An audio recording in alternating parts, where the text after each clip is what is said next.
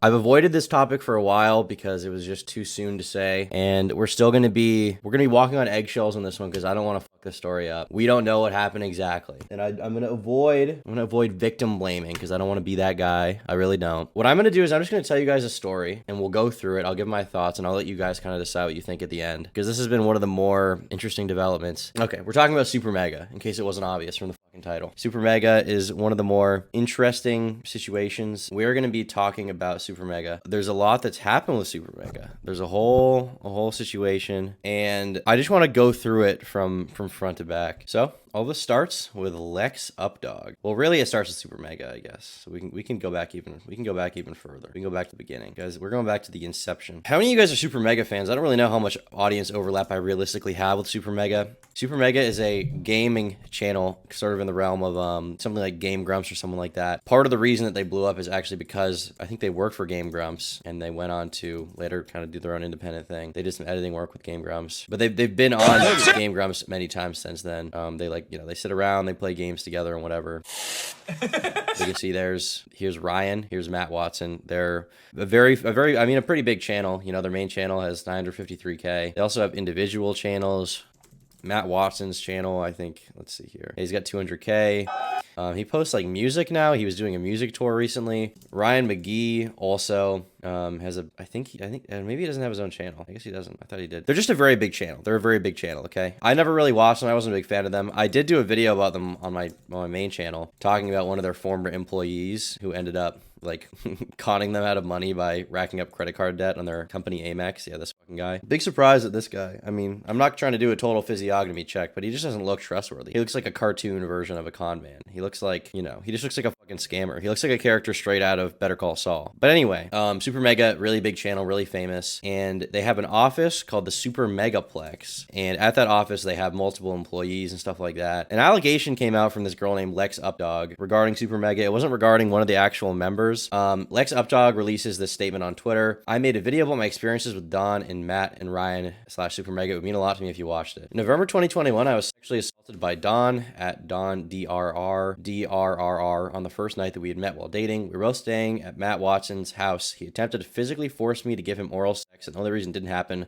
was because I was forced to physically resisted him when he didn't listen to my verbal commands to stop. I waited to confront Don until Creator Clash 2022, where I could keep it offline and then never see him again. But then Don was invited to Matt's house in LA right before I moved to LA, stay in the house that they used as an office, the Super Megaplex, or SuperMega Matt and Ryan McGee's YouTube channel. I called them before I got there to tell them what happened so I could avoid being around Don, but they gave me mixed messages. Ryan, one of support, and 2 days later, Matt, a phone call where he went into lawyer mode and promptly explained to me that technically Don isn't an employee, so we don't have to do anything, how SuperMega is his magnum opus, and how this would be very bad for him if anyone found out. Days later, they talked to Don privately at Matt's house, where they proceeded to explain to try and get his side of his story.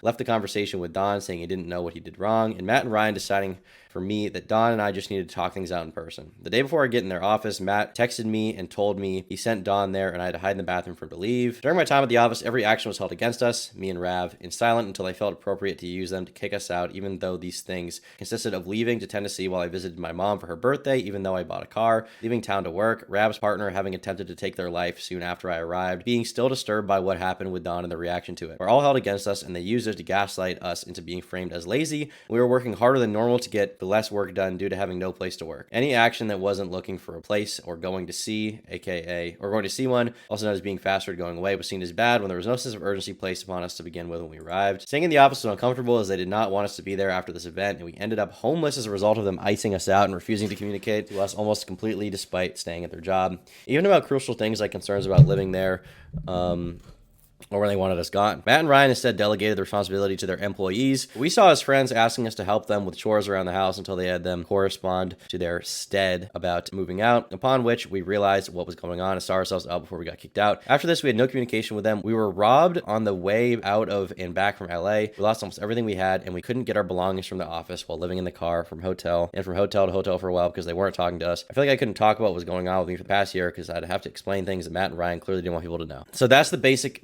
allegation right off the bat. Basically, the claim is that this guy named Don, who I believe was a artist for SuperMega at one point, Don DRRR. Yeah, this fucker. The claim is that he sexually assaulted her. The specific sexual assault was he attempted to physically force me to give him oral sex. sex. That's what she said. And he responds, keep in mind, she also made a 2-hour video. For the sake of brevity, we're not going to watch this entire video. We're going to rely on some summaries just because I'm going to be honest, like 2 hours is just too much. Okay. I'm not going to watch the 2-hour video right now. It's just too much. Here's what Dawn said. My statement on what happened. I want to start this off by apologizing to Lex for any trauma she may feel regarding our past relationship and to everyone just finding out about this who feels like they were lied to or kept in the dark. So he starts off with an apology. He starts off with an apology saying, I want to apologize to anyone who feels lied to. And I also want to apologize for any trauma she may feel regarding our past relationship. So he's sort of starting off by claiming that she experienced trauma. So not a very strong defense. In regards to what happened during November 2021, this is my side as to what happened. Lex and I were invited over by Matt to stay at his place for a week. We've been intimate since day one, but on the third night, I had asked her for oral sex. So he says we've been intimate since day one. But on the third night, I had asked her for oral sex, and she said at first no, because she had a cold sore. Later, I asked her again, and she said yes, but to be careful not to be too rough. So this is already we have two different stories. She says he attempted to physically force me to give him oral sex, right? Here he says, well, she agreed to have oral sex with me. During the intimate act, I had pushed down in her head, after which she recoiled and told me that I was being too rough. I then profusely apologized and we ended up watching TV and going to bed after. Things were normal for the rest of the week until the trip was over and we went back home. During this time, I was under no impression that anything traumatizing had occurred. However, I realized now this was extremely upsetting for her. Our relationship seemed to have not changed. We were talking on Discord almost daily and planning future trips together. However, a couple of months later, when we met again during Creator Clash, during the trip, me and Lex stayed together in an Airbnb and noticed that she was growing very distant towards me. I had asked her about why she was distant, if everything was okay with her, but I was not given a straight answer. On the final day, she finally told me why she was so troubled. She told me I was too rough with her last time and that it reminded her of her ex's behavior. I had tried to apologize for my behavior and we talked a little bit after, but the conversation had ended. She had broken up with me and I left the Airbnb to stay with other friends. At this time, I contacted Matt and told him what had just gone down. Matt offered to fly me to LA to stay at his place to figure things out. At his house, I explained to him and Ryan what had happened and the details about the November trip and what she had told me after Creator Clash. After that, I was staying over at his place for the next couple of weeks. Later, Matt had told me that he had made some arrangements for his friends to sleep over at his place, moving me to stay at the office. A couple of days at the office had passed when Matt called me and said that Lex was on her way to the office. I was given no prior notice that she was going to be there or moving to LA. It was at this time I decided to leave to stay with other friends in the area. After a week, I'd flown back to Germany. I was then contacted by SuperMega that they're not going to be using my art anymore, so this is him getting fired. After that, they had cut contact with me and I've not heard from them since. Following this, I decided to send Lex another apology via Discord, but I got no reply from her. But this time, I'd accepted I was not going to hear back from Lex SuperMega for the foreseeable future. So right off the bat, we've got two kind of differing stories. Ultimately, the only people that know what happened are Lex and Dawn. Anybody else can speculate. We can choose to believe one person, but the only people that actually know exactly what went down in that room, behind closed doors, was Lex and Dawn DRRR. Okay, so from that perspective, I think that it would be a misstep to call Lex a liar. Ultimately, the burden of proof is on the accuser, and on one hand, it's easy to say, oh, well, she doesn't have any direct proof this happened. But on the other hand, as far as something that happens behind closed doors, like, a closed-door sexual assault, it's hard to have proof for something like that. It can be, right? It can be hard. She wasn't planning to record it. She wasn't planning for something like this to happen. It just happened, right? So it's hard to say what exactly went down, but I think for the purpose of this video and for the purpose of just the story in general, it's best to operate under the assumption that Lex is telling the truth about this particular story. I don't really know, but I think that would be best case scenario. Now, Lex ended up doing a whole video about this. It got a lot of views. 400,000 views. My experience with Dawn DRRR and SuperMega. Comments are turned off, so you can't comment on this video. Now, Lex did end up leaving a tweet saying, in case anyone was wondering why my comments are off everywhere, it's because my notifications are filled with guys like these. This guy says, pushing your head down is a common sign for oral sex. You'd think an OnlyFans girl with a frumpy body like you would know that. Always knew you were a red flag when you first got featured on the podcast. Never trust e-girls like you. I watched that entire 2-hour-long video expecting some real sick shit, like he had me locked in a cage for 12 years, but instead he did the move every guy does to suggest a BJ, and when I said no, he stopped. I did have sex with him later, but now that I regret it, get his ass. He's just some pathetic but harmless, socially inept creep. She is hot though, so I'm on her side. Such is modern life. That's wild. Yeah, as far as the actual allegation, I mean, it depends on like whose side you want to believe as far as being forced to give oral sex. Like, in my mind, if you've already commenced sex and you've consented to the act of sex and then the guy does something uncomfortable to you, unless it was specifically agreed upon, which in this case it kind of was, as far as the not being too rough, right? Unless it's specifically agreed upon to not do something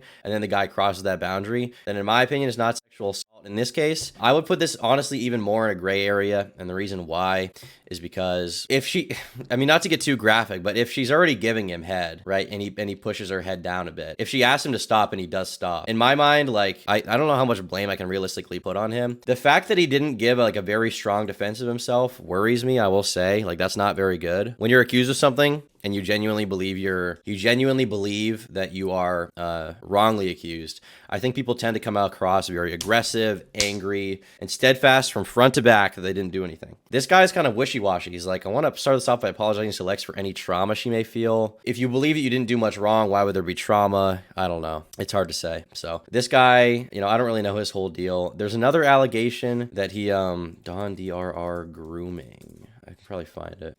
Don DRRR grooming allegation. Don DRR super mega sexual assault allegations. My experience with Don. There's this one particular like there's one particular thing that I'm trying to think of. There's some tweet that came out accusing this guy Don of grooming. They're saying that like when the girl was like 17 or something and he met her. I can't remember the details behind that one. Genuinely, I really don't know. But you know, the fact that Don didn't come out and steadfastly defend himself worries me. So I'm not gonna go out and defend him if he's not gonna defend himself that much. Who I am gonna defend in this situation a little bit is SuperMega, and I think you guys will see why pretty soon. So Nick is Not Green is a YouTuber who makes videos about drama stuff, and he made a video called SuperMega is full of horrible people. Here we have Matt and Ryan right there. Here we have Lex. Here we have Matt kissing the girl in question. So in my opinion, that's already kind of a facetious thumbnail, like implying that he did something to her when he didn't. Full of horrible people is what he says. Now, I think that there's one thing that he probably should have disclosed in this video, which I don't think he did. We'll watch the video and we'll see, maybe he did disclose it. So Nick is Not Green is a YouTuber, okay? And he's friends with this other guy named Pethan, okay? This guy named Pethan. You can see them right here. There's Nick, there's Ethan. They're like good friends. I think they make music together and stuff. Like they're really good pals. And the thing that weirded me out about this Pethan guy, so Nick is good friends with Pethan. Pethan, okay, you go to his channel. Here's his channel. He has a Twitter linked somewhere. Okay, so we go to his description. We find his socials. Okay, here's his Twitter. Scroll down a bit. Oh, so he retweeted the girl likes Updog. Okay, that's not really evidence of anything though, right? That's not really evidence of anything going on. Like that doesn't mean anything. Oh, they're being drawn together constantly. They're streaming together. So as it turns out, Pethan, I believe, is dating this girl. So he's dating her. He's also best friends with Nick is Not Green, who made a video called Super Mega is full of horrible people. To me, that seems like a very strong conflict of interest. Like the guy who's a commentary channel who's neutrally exposing Super Mega is best friends with the boyfriend of the accuser, and I'm sure Nick is friends with Lex directly, you know, like that would not surprise me. So I thought Rav and Lex were dating. I don't think they are. Maybe she dates around a lot. I don't really know, but so that right off the bat weirded me out. But we're gonna give this video a watch. Seems like Super Mega is full of horrible people is the title, so we're gonna give it a watch. We're gonna see what the kind of consensus is from Nick. There's a lot of stuff going on in this video, so we're just gonna give it a watch. Hey everyone, hope you're having a good Saturday. I'm currently shooting this video on Friday night at about 10:30 p.m. So if any details have changed since then, I'll do my best to keep everything updated in the video, but I'll let you know how to keep up with the story as we go. Today's video is going to be a little bit different than normal. It's not really about a drama or any like internet tomfoolery. It's actually a much more serious story that involves someone that I'm personally friends with. Okay, so he does disclose his bias right off the bat. That's good. It's good to disclose your bias.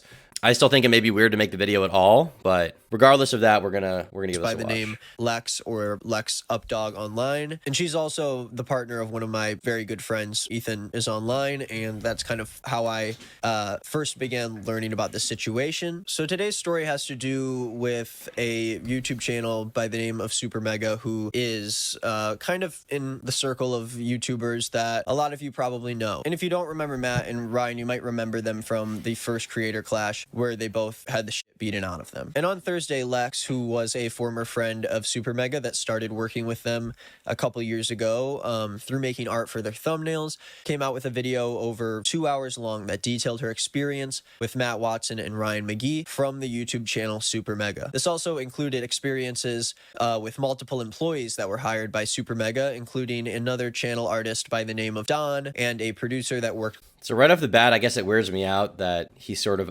opens saying it's about Super Mega, but really it's about this Don guy. It's really about him. It's not about Super Mega as a whole. I mean, they were involved, I guess, as far as her living there. They were integral to the story, undoubtedly. But I feel like opening up with like it's really about Super Mega, it's really about Don, as far as I can tell. Closely with them by the name of Jim. Now, above anything else that we're talking about in today's video, my main objective for this video is to lift up Lex's voice and allow her to be heard about something that she felt unsafe talking about. Okay, so main objective, he's outlining right off the bat, is to make sure her story gets heard, make sure everyone knows about this is going on. His main goal is to signal boost the allegation against Don, I guess. For a very long time. I urge you guys to watch her video and hear out what she has to say so you can know just how gross the details of this story are. There's a lot of sensitive information in this video that it would be very hard for really anybody to talk about, and that Lex was able to talk about a lot of personal experiences that really should never need to be public. But unfortunately, because of the actions of some pretty horrible people, she has decided to come forward and talk about everything that happened. So about 2 years ago, Lex was in a long distance relationship with Don, who was again another channel artist for SuperMega, and she met him for the first time in Los Angeles a couple of years ago. Don lived in Germany and Lex lived in Tennessee, but they made a trip out to SuperMega in Los Angeles. And the first night that they stayed there, Lex and Don actually both stayed at Matt Watson's house while in Los Angeles. And that first night, Don sexually assaulted Lex. Especially. So I guess to me it's, I don't know, it's good to believe all victims, but I just wish he framed it more as an allegation rather than like, oh, this is what happened. I don't know. I feel like with any of these situations, like until proven in a court of law, you have to be careful. You have to be careful. Like this I would say particular that. situation, I was like, no, I don't want to do this. And he kept telling me like, just do it. And like multiple times while he was like trying to force my head down. He's like way bigger than me. I don't know. I was really freaked out after that. So eventually he let me go. I just kind of shut down and just went with like whatever else he wanted that night. Even after this situation, Don continued to cross several boundaries with Lex, subscribing to her OnlyFans after they broke up. He continued to tell people that they were dating each other. She has OnlyFans, noted. He made characters in his art based off of her, and he even threw around the idea of marrying Lex so he could get a green card into the United States to work for SuperMega, and even Ryan and Matt both pushed this idea onto Lex. Once again, he asked Matt, and him and I were walking up the stairs to Matt's living room, and Matt responded something along the lines of like, why don't you guys just get married? To which Dawn seemed like reciprocal to the idea. Lex felt uncomfortable after this situation telling anybody about the sexual assault because she was a victim of this emotional and physical manipulation in the past and has dealt with harassment after sharing her story. Lex confronted Don months later about how he assaulted her, and Don basically did not dispute any of what happened and replied to Lex saying that he did in fact experience the same thing she was talking about. He does remember doing these things to her. So I said, you remember the first night when... Here, I just wish there was some kind of screenshot here, like specifically acknowledging, because his story does differ in the action in his statement versus her statement. The story does differ, so I just wish that we had a screenshot here. Maybe there's one Nick is just not including. If he's not including it, I feel like that's an oversight on his part that he should have included that. But I personally, I like to have a little bit more than just testimony for something happened. I like to have, like, you know, if two parties agree that something happened, I feel like it's way more likely than if one agrees to one story and the other has some other take publicly. And you were like pushing my head down and I was telling you no. Yes, he says.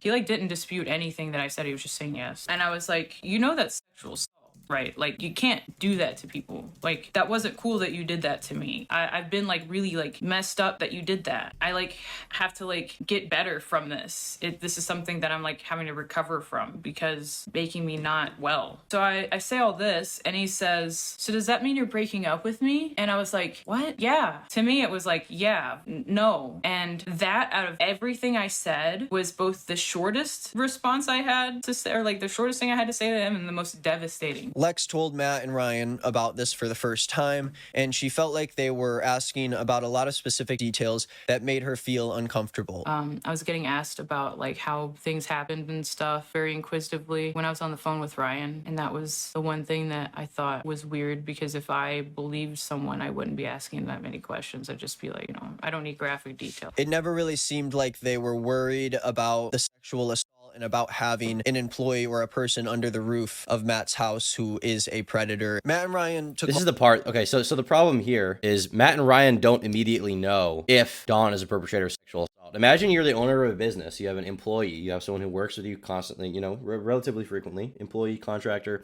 and you hear that they sexually assaulted someone. You know this person, and you know the supposed victim. You're in an extremely tough situation. You don't know who to believe right off the bat. And so it's a tough situation where you're like, okay, am I going to get rid of this guy off this one allegation? Shouldn't I talk to him and hear him out? Maybe we don't even know what he told Matt and Ryan. Are we supposed to believe that he told Matt and Ryan, yeah, you know, I sexually assaulted her, whatever, big deal. And they were like, that's cool, bro. I feel like that's probably not what went down. They probably asked him. The more likely thing, if you think about it in your head, we don't know what happened, but the more likely options they ask him, he's like, no, that's not what happened. That's not what happened. And he gave some other account of events. So from their perspective, as like neutral, you know, to them bystanders who are watching it go down, who don't know exactly what happened, what decision are they meant? What decision are they meant to take? Right? Are they supposed to fire him right off the bat? And this is my problem with Matt and Ryan being roped into this. I feel like whatever criticism you have for Dawn may be valid. I feel like Matt and Ryan, unless they knew 100% that he was a sexual assaulter, it's hard for me to put blame on them. It's hard for me to put blame on them. And so this title, Super Mega, is full of horrible people. It seems like there was one bad dude and the rest are, you know, just people, just normal people. Multiple days to respond to her at certain points and made her feel like the situation wasn't a priority to them, along with making it obvious that Matt and Ryan were talking about Don and Lex behind the scenes without immediately letting him go from the company. Not only that, but this is the thing, like, why would you immediately let him go from the company? Why immediately? With any of these situations, generally, at the very least, you conduct on colleges, they conduct a Title IX investigation into sexual assault. Within companies, there will be an internal investigation by members of the company. They'll bring in some kind of consulting firm. They'll bring in private investigators. They'll bring in the police.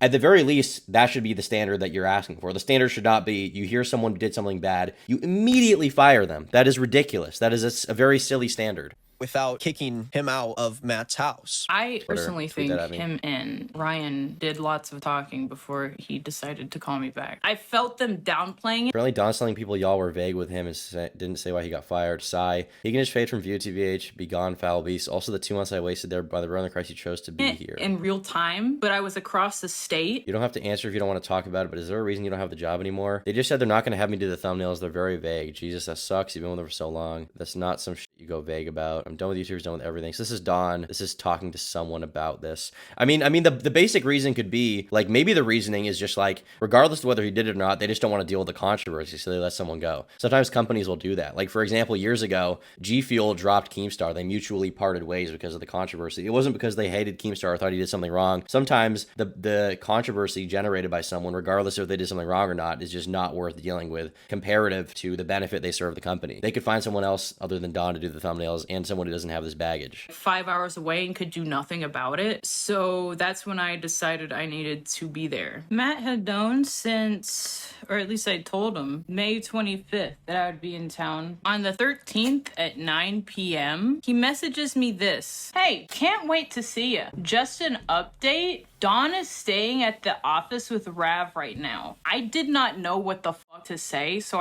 all I could say is, what should I do? Oh, whatever you want. I was just updating you where Dawn was. My place is full at the moment, unfortunately. Texting me hours before I gotta be there that he just sent him to the place I'm staying at. When Lex was on the phone with Matt, he mentioned that this year has sucked because so much bad stuff keeps happening to SuperMega, which, if you know anything about them, they have had a few controversies in the past. And Matt told Lex that SuperMega was his magnum opus and that he would hate if anything happened to it.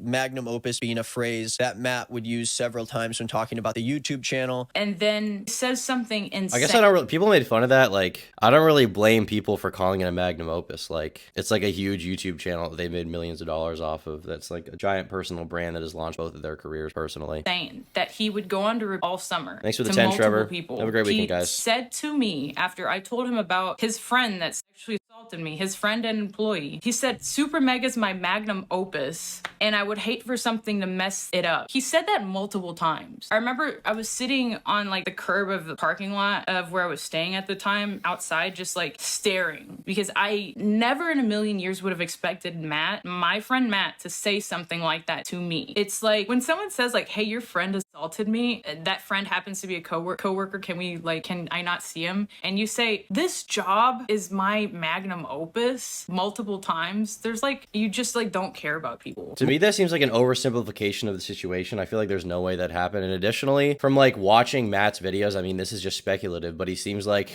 he's like a sensitive, like soy character. Like the idea that he would have this response seems silly to me. But once again, the thing is like we just don't know what happened. We don't know what happened in the conversation. To me, the idea that she said that and he was like, "Oh, it's my magnum opus. It's my magnum opus."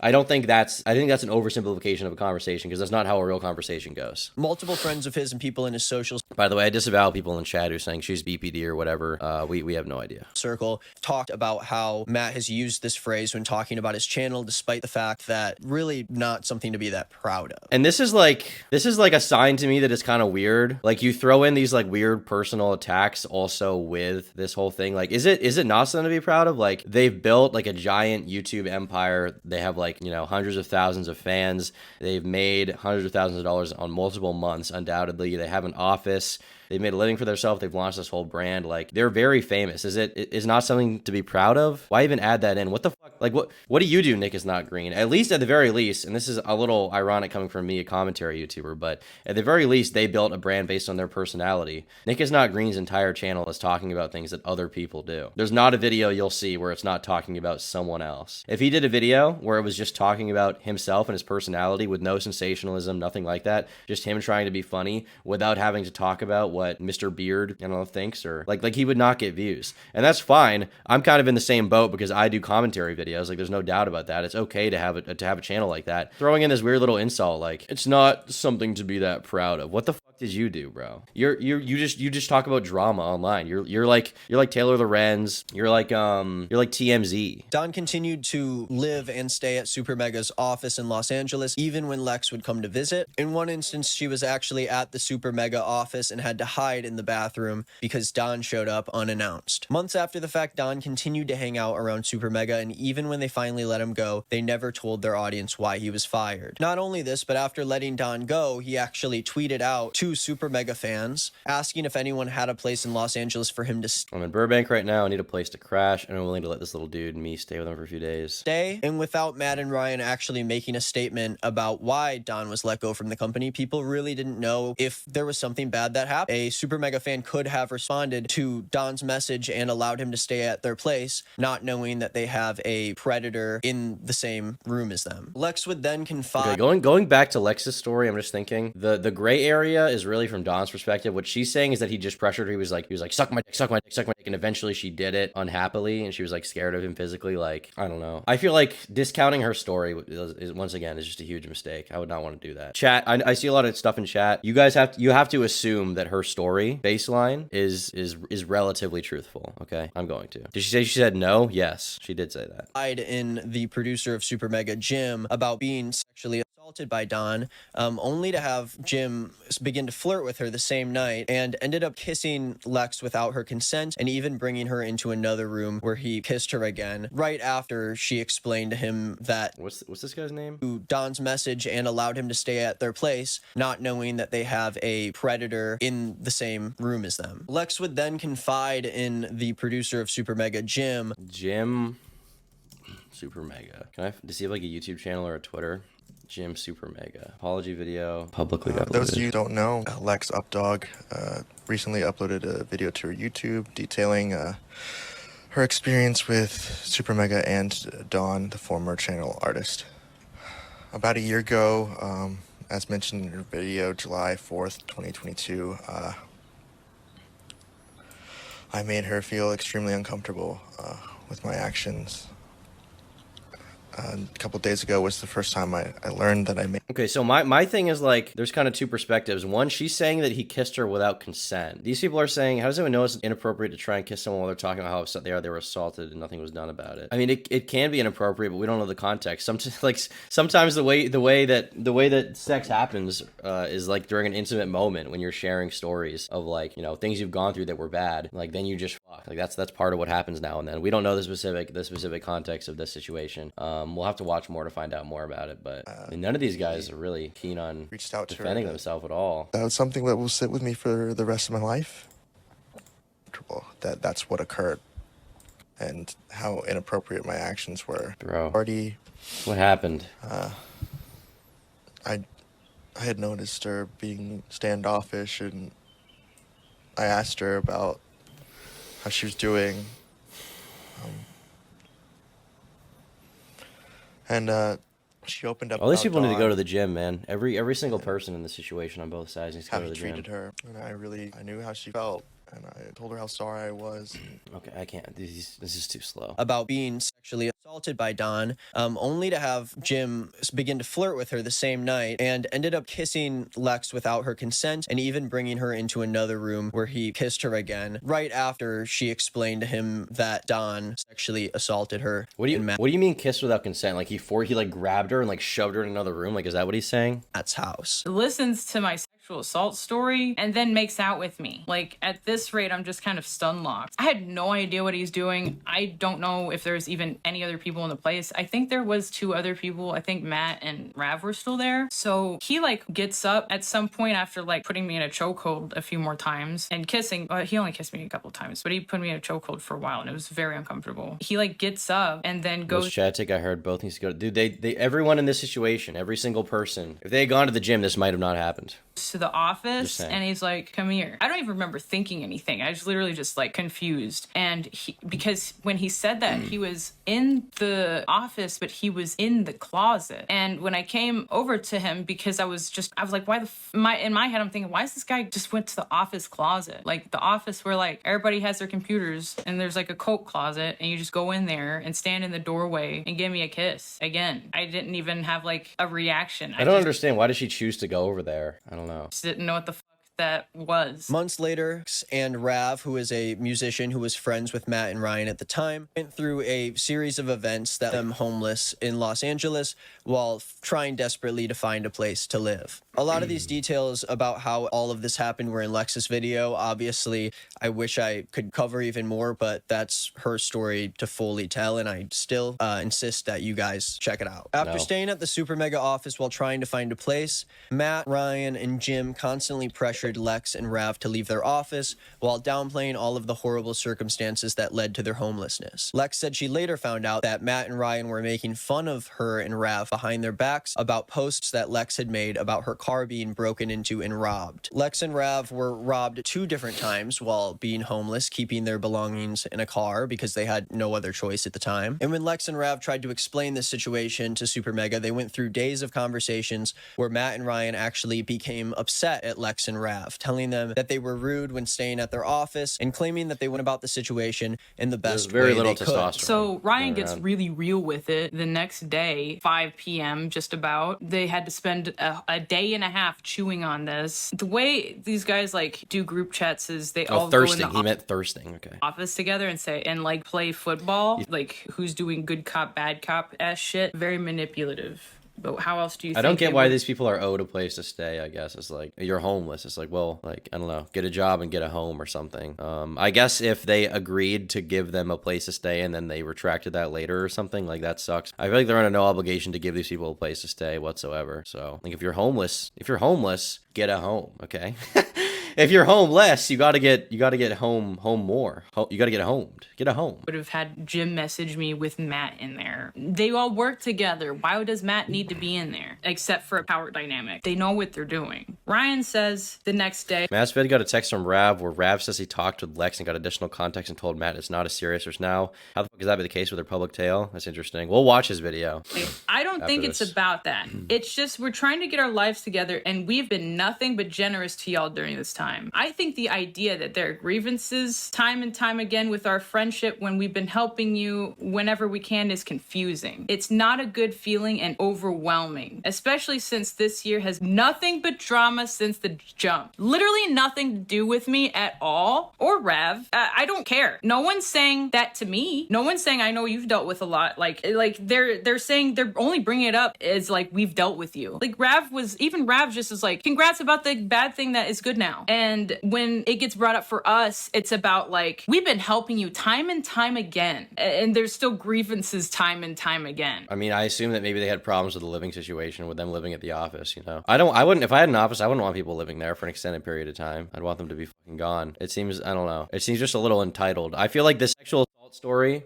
You start off really strong with that, and from there the grievances grow increasingly, I don't know, somewhat silly to me. But we'll keep watching. It's only We've got been one perspective grievance. so far. It was always the same grievance. It was the same thing that no one listened to me for. And when I tried to talk about it, no one wanted to talk about it. And now it's a problem. Have you looked up Giggly Goon Clown? Yeah, the video's coming, buddy. Don't worry. I'm Probably will come 2 or 3 weeks. homeless, sitting in this creepy, weird sex trafficking room, getting told that, like, we're annoying, basically. That, like, we have too many grievances. I got assaulted, man. Could you guys just, like, care? Like, why'd you switch up? What happened to keeping them accountable, Ryan? Like, this year's been nothing but drama since the jump. For you! Lex mentioned that their office was always disgusting with mounds of trash piled up inside of the house, and it was basically a disgusting wreck. The office. I feel like why is that even a grievance? This is a problem that I had with the Illuminati thing, which is like it's kind of funny, but it's like, what reason was this even brought up for? How is this relevant? Yo, what's up? Think before you sleep. I've seen your videos, bro.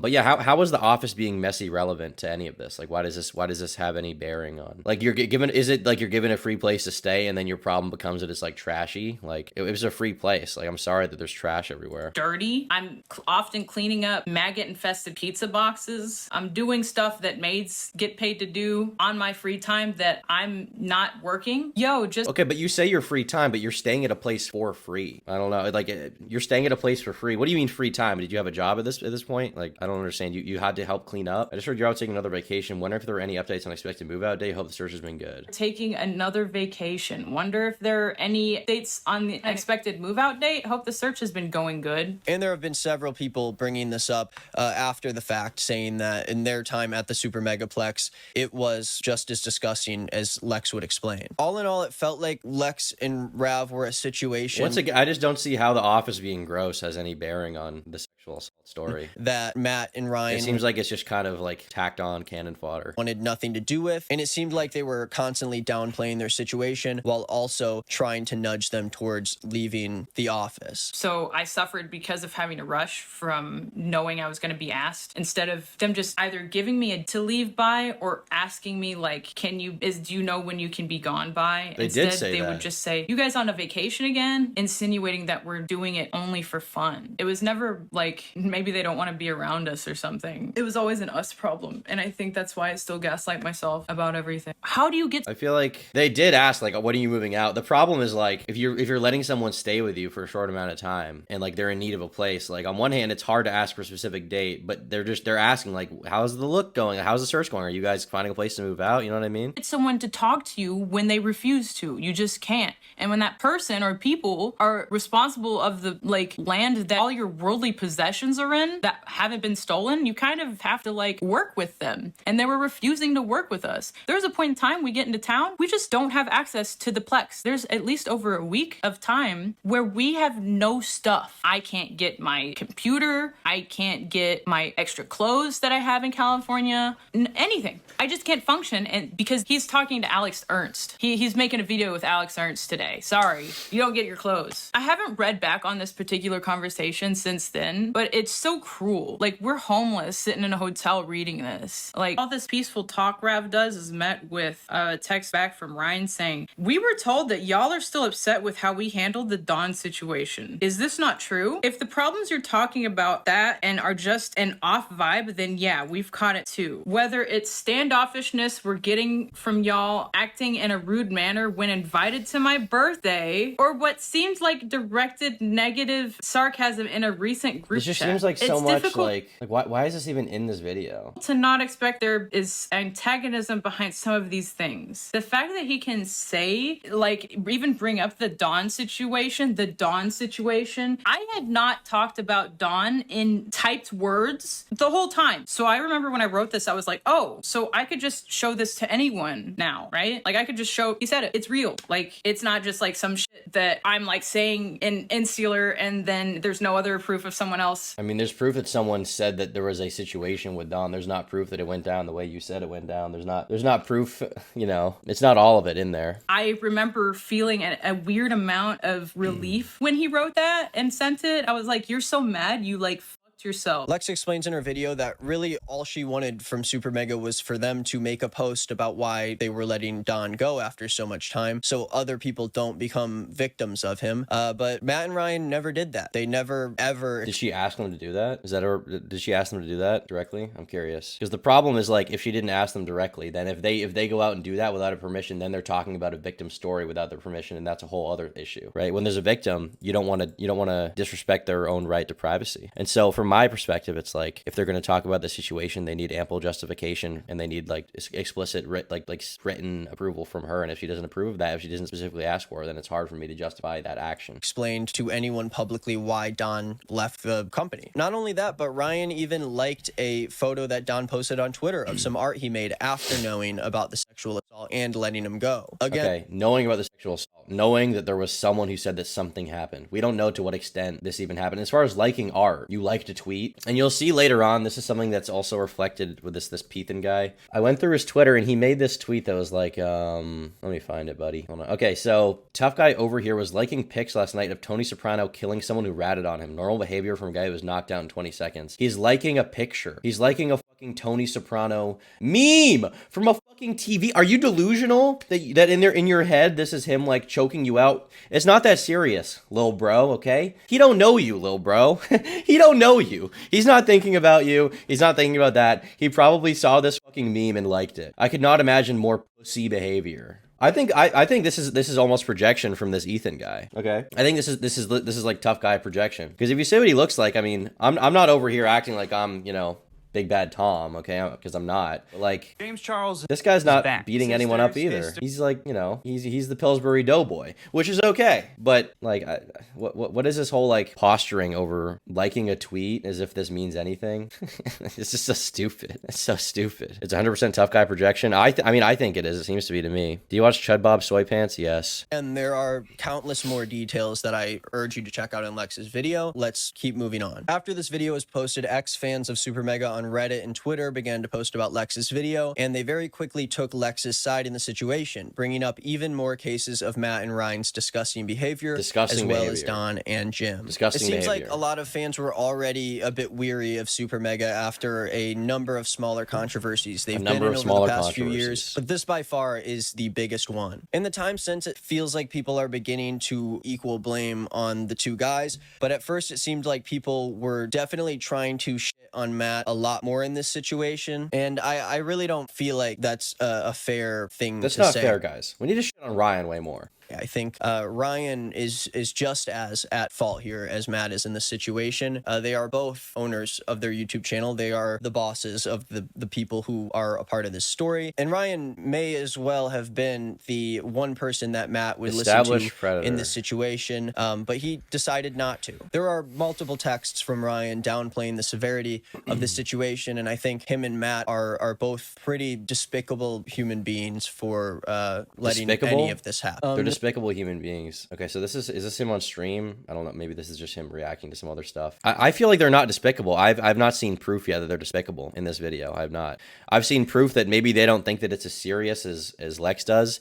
But they were very likely told a different story by Don, and so it's like, who are they just supposed to believe right off the bat? It's hard to say. I don't know, This is SuperMega's subreddit. The office being dirty is relevant because they blamed her for the messes. Well, I guess we'll see later on what that has to do with anything. But even if they did blame her for the mess, like, what does that have to do with the sexual assault once again? If you kind of start going through the top posts of this past week, you can see a lot of their previous supporters are definitely not interested in supporting them. The Reddit Anymore. A former fan of theirs says this is what constitutes as a magnum opus you're willing to push your friend's sexual assault aside for. There's this guy on their Patreon who used to only ever comment, "I'm gay," and this kind of encapsulates what a lot of people were feeling about the situation. Don is a groomer and a rapist. If you found out about that and didn't immediately cut him out of your life, you're just fucking evil. I don't know what to tell you. But the thing is, like, find out is much different from like hear a story and like not be sure what went down. As far as the groomer thing, they probably didn't even know. That only came out, I think, after all this went public. Let alone how you handled and treated Rav and Lex. I can thoroughly say I hate you guys. I absolutely despise what you've become. Public apologies now. This guy is like insane.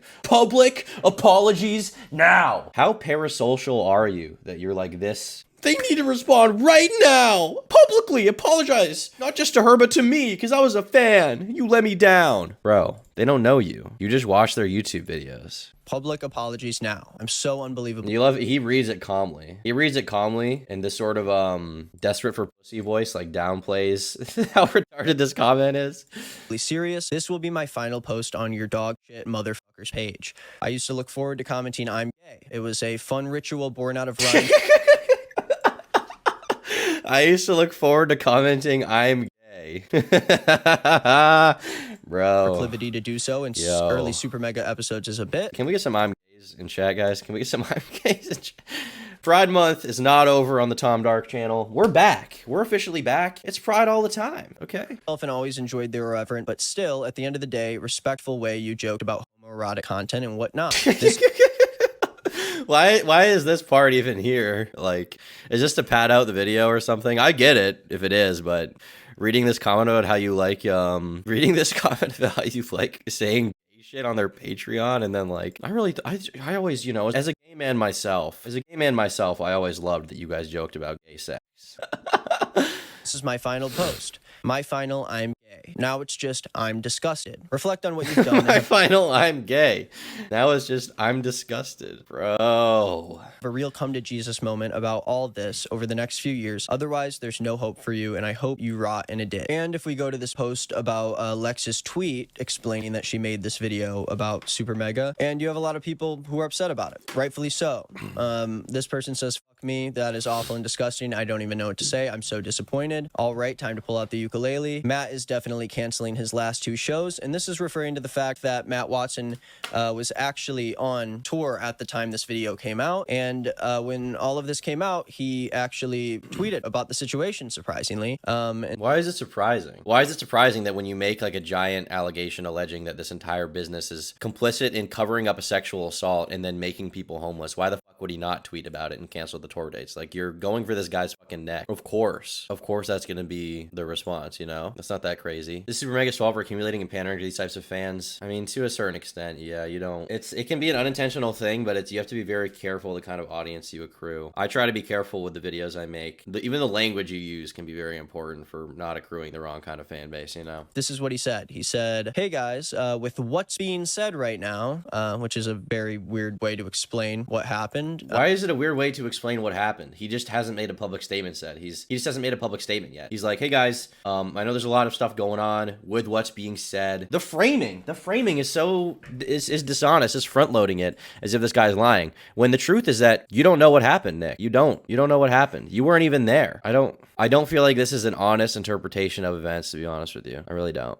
You hid sexual assault a friend of yours and kept the rapist around even though you knew that he sexually assaulted someone in your house. Hey guys, with what's being said right now, I don't think it's appropriate for me to do a concert. Are you really like making a big maul over this tweet? Hey guys, so it turns out that I covered up a sexual assault.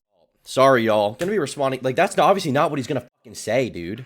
That makes no sense. Yeah, I don't think so. So, unfortunately, I'm going to cancel the last 2 shows, and I'll have a response as soon as possible. This was at 2:35 p.m. On the Thursday that the video came out. Currently, it is 10:53 p.m. The next night. A lot of people even came into the subreddit to roast Matt Watson's music career. One person said, there's one last thing I want to share before leaving the sub. I did not care for Matt Watson's music career. I'm pretty sure this is a Family Guy reference. It's still, let's look at the comments. I always thought everyone was just pretending to like his music. As someone who paid to go to one of his shows, I agree. Thank you. I always got downvoted in the sub for calling his music trash. Obviously, none of this has an effect on how he treats people, but of course, if his art sucks, let's fucking dunk on him. He sucks. This is the person I'm supposed to interpret as like the person giving a mature response to a sexual assault situation. The guy who in the same breath is talking about sexual assault is like, his music sucks. His music's bad. Really, bro? Like, really? How can you even pretend to care? How can you even pretend when you're like, so obviously, if his music's bad, I mean, we should dunk on him for that too. This is clearly, he's not even hiding the fact that this is just like a total, career assassination. This is not an impartial attempt to go over the events and see what happened. This is not even a slightly journalistic approach. This is someone who talks in a quiet, desperate for pussy voice. So people get the impression that he's like telling the truth, because not loud and angry, but in reality. Plus, the way he sucked up to other musicians felt like he was trying to piggyback clout. You know, this is just giving you an idea of where the Super Mega fans are at this point. And there were a lot of questions about Justin, who was a former editor for Super Mega, and Kelly, who was a former channel artist for Super Mega, also being a part of this. But since then, Lex actually explained that Justin and Kelly didn't know about the sexual assault, and they left when they learned what Matt and Ryan did. And since then, Justin and Kelly have both taken Super Mega out of their bios. And it really did seem like they were two of the people that were closer to Matt and Ryan. So to know that they were willing to immediately disconnect and separate themselves from Super Mega, it says a lot about Matt and Ryan's character. It says a whole lot of stuff about them. I will say that Jim actually still does have Super Mega in his bio as of posting this video. And my favorite post right here says, "Rape apologist gets what he deserves," and it shows Matt getting. Like, this is so petty. This is like the same caliber as this thing. It's like, my favorite post right here says rape apologist gets what he deserves. It's like, is he a rape apologist? How do you know that? How do you know that? How could you possibly know that? This seems like an incredibly opportunistic video. This is not a well done video. All right, did that guy say he wanted to debate me? Did he respond? The guy who called me queef jerky. Can someone, if you're in chat, respond and we can have that conversation? Unless you're a coward and a pussy. Queef jerky is Nick's band name. Is that real? I thought that was like an insult against me, like Turkey Tom, queef jerky. No way. Let's check out their music. It's actually not. Absolute shit beaten out of him. Let's just play a couple more times.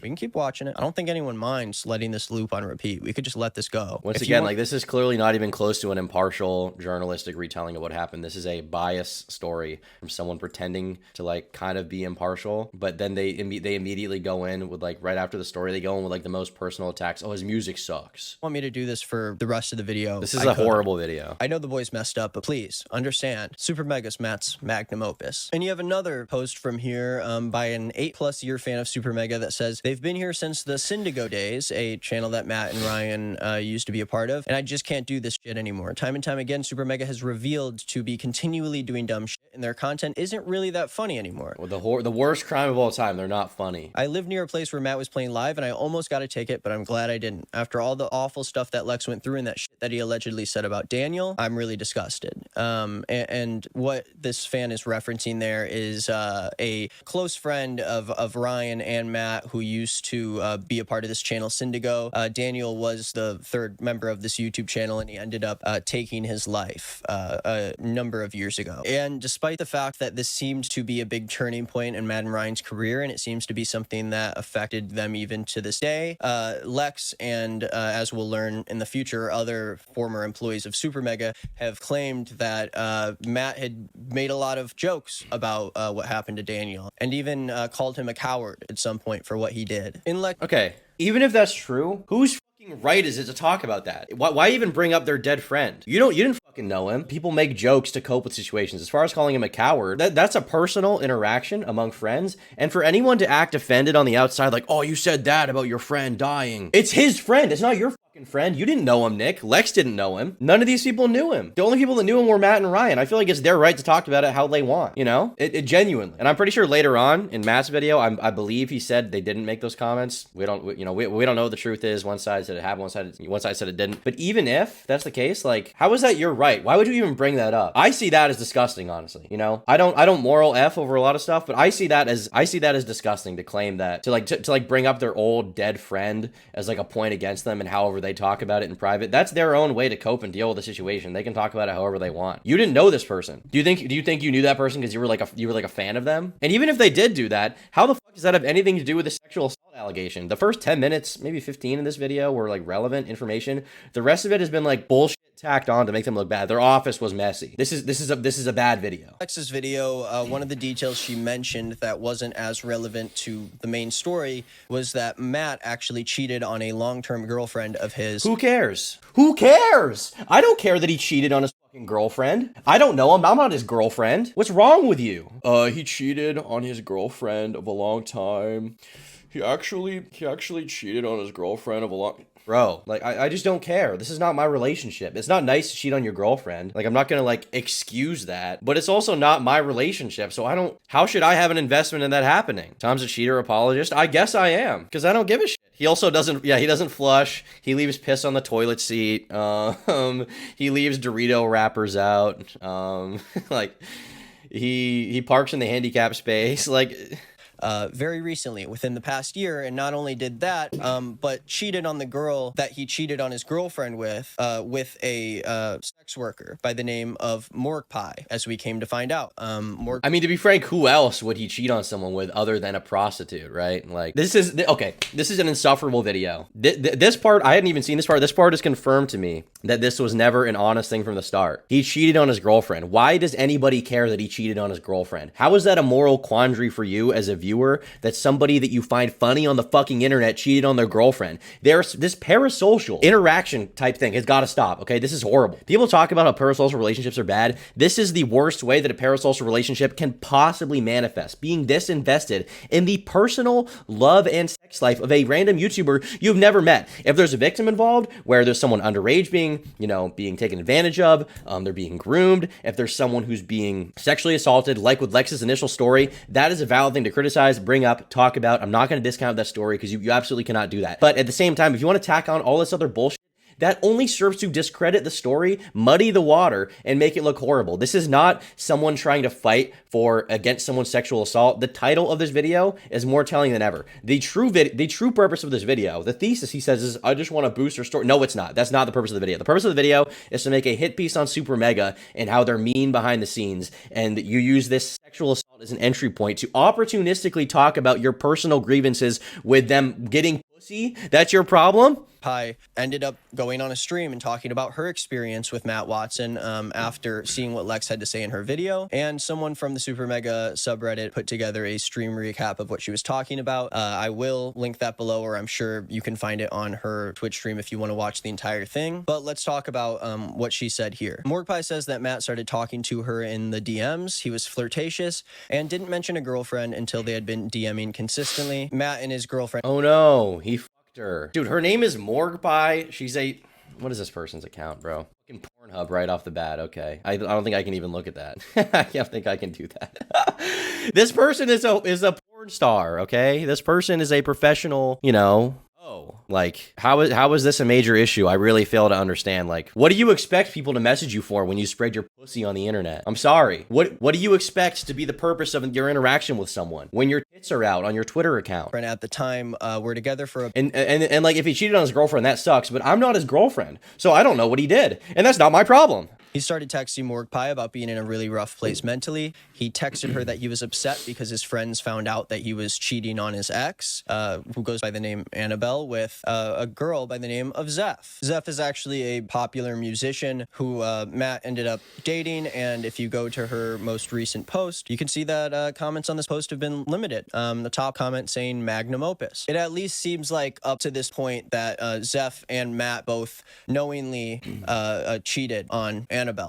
Why is that an issue you have with these people in the same breath that you talk about sexual assault? Why? How does that make any sense? I don't understand. This is like the worst fucking video of all time, man. Told Morg that he confessed his feelings to Zeph and then kissed her when he was drunk, but Morg Pie later found out from his ex that he had been having a secret affair with Zeph for a long time. Who cares? Morg and Matt's texting turned into sexting on August 3rd, and Morg Pie wasn't under the impression that he was with Zeph. So he lied to someone. I mean, this is just cheating. Why is so much of the video about this? Once again. At the time that this happened, but now she's unsure. Lex in the chat said that Matt was on a 2-week with Zeph during this period, so it seems like there was a chance that he may have cheated on her with Morg Pie, but it also seems like there was some sort of 2-week break where Matt began doing this. Morg Pie flew into LA on September 8th and hooked up with Matt Watson. Before they hooked up, she asked Matt if he was going to be in a relationship with Zeph, and Matt said the second night she's in LA, she stayed at his house, and Matt takes her to the Super Mega Plex, which is the dumb name that they came up to talk about their office. The office that had all the trash in it. The office that they tried kicking 2 homeless people out of who were... Bro, dude, this guy... I'm so sick of him. Friends of theirs. The second night they hooked up, Matt told Morg Pie that he was bragging to all his friends about hooking up with her. Seems like Matt Watson is a 14-year-old boy, and he... Once again, okay, he bragged about getting pussy. Crime. Throw him in fucking jail. He's a horrible person. Why does anyone care? Why does anyone give a fuck? This should not be your concern whatsoever that he got pussy. Why are you mad? Why are you malding? It seems like he's a 14-year-old boy. He looks like it. You look like a 12-year-old. You have the frame of a little girl, okay? Why is this this can go to anything. The personal attacks can go to any degree that you want. Like, it doesn't matter. This is irrelevant. This is irrelevant. Even though I say this is completely irrelevant. This doesn't need to be here. He specifically mentioned telling Justin about hooking up with Morgue Pie, but he didn't want her to tell anyone that she hooked up with him. Morgue Pie confirms that the Super Megaplex is filthy and told Matt that they need to hire a maid because of how gross it was. Whoa. And someone made a Their joke office is about her filthy? moving to LA to clean the Super That's horrible. Megaplex. The worst and thing Matt ever. ran with Worst it thing and of all started time. earnestly telling her that she should move to LA. Matt ghosted Morgue Pie after she asked him to hang out on September 10th, but texted her to ask her to remove a tweet where she posted a picture wearing his shirt on her personal. This reminds me of the Ellis Mark drama with Just Stop. I mean, a little bit, yeah. But this is a different community. This is like the parasocially attached community. Thankfully, we got some comments. Am I the only person who thinks it's a little strange to go into someone's dating life when they're being held accountable for super terrible actions? I just think the whole Morgue Pie and Zeph thing is a personal situation that isn't necessary for people to know about in the grand scheme of things. Very true. Yeah, I think seeing some of the actions from Nick and Ethan as well shows that this is more than just getting Lex's story out. Was them wanting to kill off Super Mega, which I think he just made the whole situation worse for everyone. Don't forget some dirty pizza boxes. Some super pertinent info here, guys. I'm thankful that some people are realizing how stupid this video is. I mean, I doubt that Nick will really receive backlash for this because this is what his audience likes, but this seems like a very messy video. Twitter. She texted Matt to confront him about ghosting her after sleeping with her, asking if he was still interested in her and if he'd want to see her again if she came back to LA. Matt responded saying, quote, "I would love to hang out." I want Atomic Screen beef to start. I don't want to beef with this guy. I just think he made a bad video, you know? Maybe he makes other videos that are good. I haven't seen all his videos. From what I've seen of his stuff, it just doesn't really hit for me. Him and Peethan have their swag turned off, but it's a situation where this particular video is just so egregious that I don't really care. I don't want beef. This isn't like Creator Clash boxing match. This is a bad video taking advantage of a sexual assault allegation in order to push personal grievances against Matt and read a Reddit post about how they're cheating on their girlfriend or whatever, which who the fuck cares, okay? Thing that makes me upset about this is, listen, boys and girls in chat, I'm gonna break some news to you guys. I've had this argument with chat before. I would guess that probably 40 to 60, we'll just put it in the middle of 50. I would guess that 50% of people will cheat at one point in their life. And that doesn't make it excusable. That doesn't make it cool. That makes it a common mistake that people, you know, get into, because when you're young and horny, stuff like that happens. When you're young, especially, relationships are complicated. Stuff like that happens. In marriage, infidelity is relatively common as well. That doesn't make it right. That doesn't make it right, but it does happen. And the idea that this is something that needs to be called out, infidelity, because he got pussy is retarded. 80% might be high, but cheating is very common, okay? Part of the way that you learn that it's so bad is you see how it affects other people, or you personally get cheated on, okay? That's how you learn that it's so bad. With a lot of things, part of the way that you learn that it's bad is you see the victims and see the experience. And I'm not saying that cheating is right, it's not cool, it's not based, okay? It's like very horrible. It's really not cool. In a private relationship, and that's where it starts and ends. Among a private relationship, maybe among their friend group, maybe, you know, parents, or, you know, family members. This is not something that needs to be put in the public eye. This is not something that needs to be put in the public eye in a video about sexual assault. Infidelity must never be justified. It should not be justified, but it is common. It's commodified. And for that reason, it shouldn't be seen as a super insane thing. It's not just a mistake. It can be a mistake. People make dumb decisions. I don't know what to say, especially when you're young, you know? When you're young, people are running around, they're fucking each other. Like you got hormones everywhere. Testosterone's at an all-time high. Like that's just kind of like what happens when you're young. And that's not cool. That's not cool, but it does happen, you know? It does happen. So I don't really blame, like, especially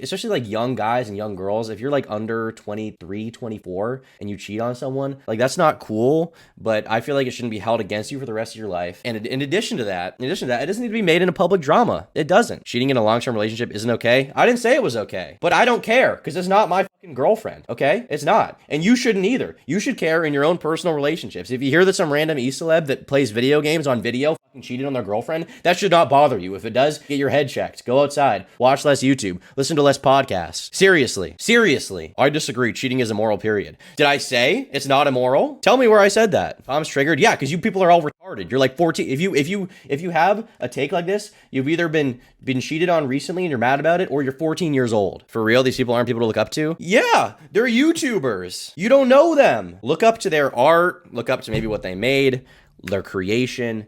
Stop looking up to them as like your role model. They're not your fucking dad. They're not your dad. So chill the fuck out. Out again. I will not chill out. I will keep yelling. going to be in a relationship with Zeph, so it would have to be just as friends. After the second night they hooked up, she mentioned that he stopped reaching out to her and any contact was made by her first, which he eventually stopped responding to altogether. Matt's friends started messaging her on Twitter saying that Matt was bragging about hooking up with her and saying that he's sleeping around. She ended the conversation about saying that she didn't want to ruin his life. I thought these people were like pro sex work, pro sleeping around, pro like sex positivity. Like, why is this such a problem for them? Why is this such an issue? The fact that these people like fuck. I thought that was like part of being like progressive was like not shitting on people for fucking. Like, is it only not a problem when it's a girl? You know what I mean? But to caution people against idolizing people you don't know on the internet. She expressed major support for Lex and Layden, who we will get to next. Layden was a former merch designer for SuperMega who was let go just a few months ago, and again was let go without SuperMega This Layden guy actually straight up saying lied, anything by to the their way. audience. This Layden person straight up lied and was later called out and had no response. We're gonna see that soon though. Layden is a friend of Lex's and was one of the only people who she truly could confide in during that time when they both were associated with SuperMega. Layden was also the only openly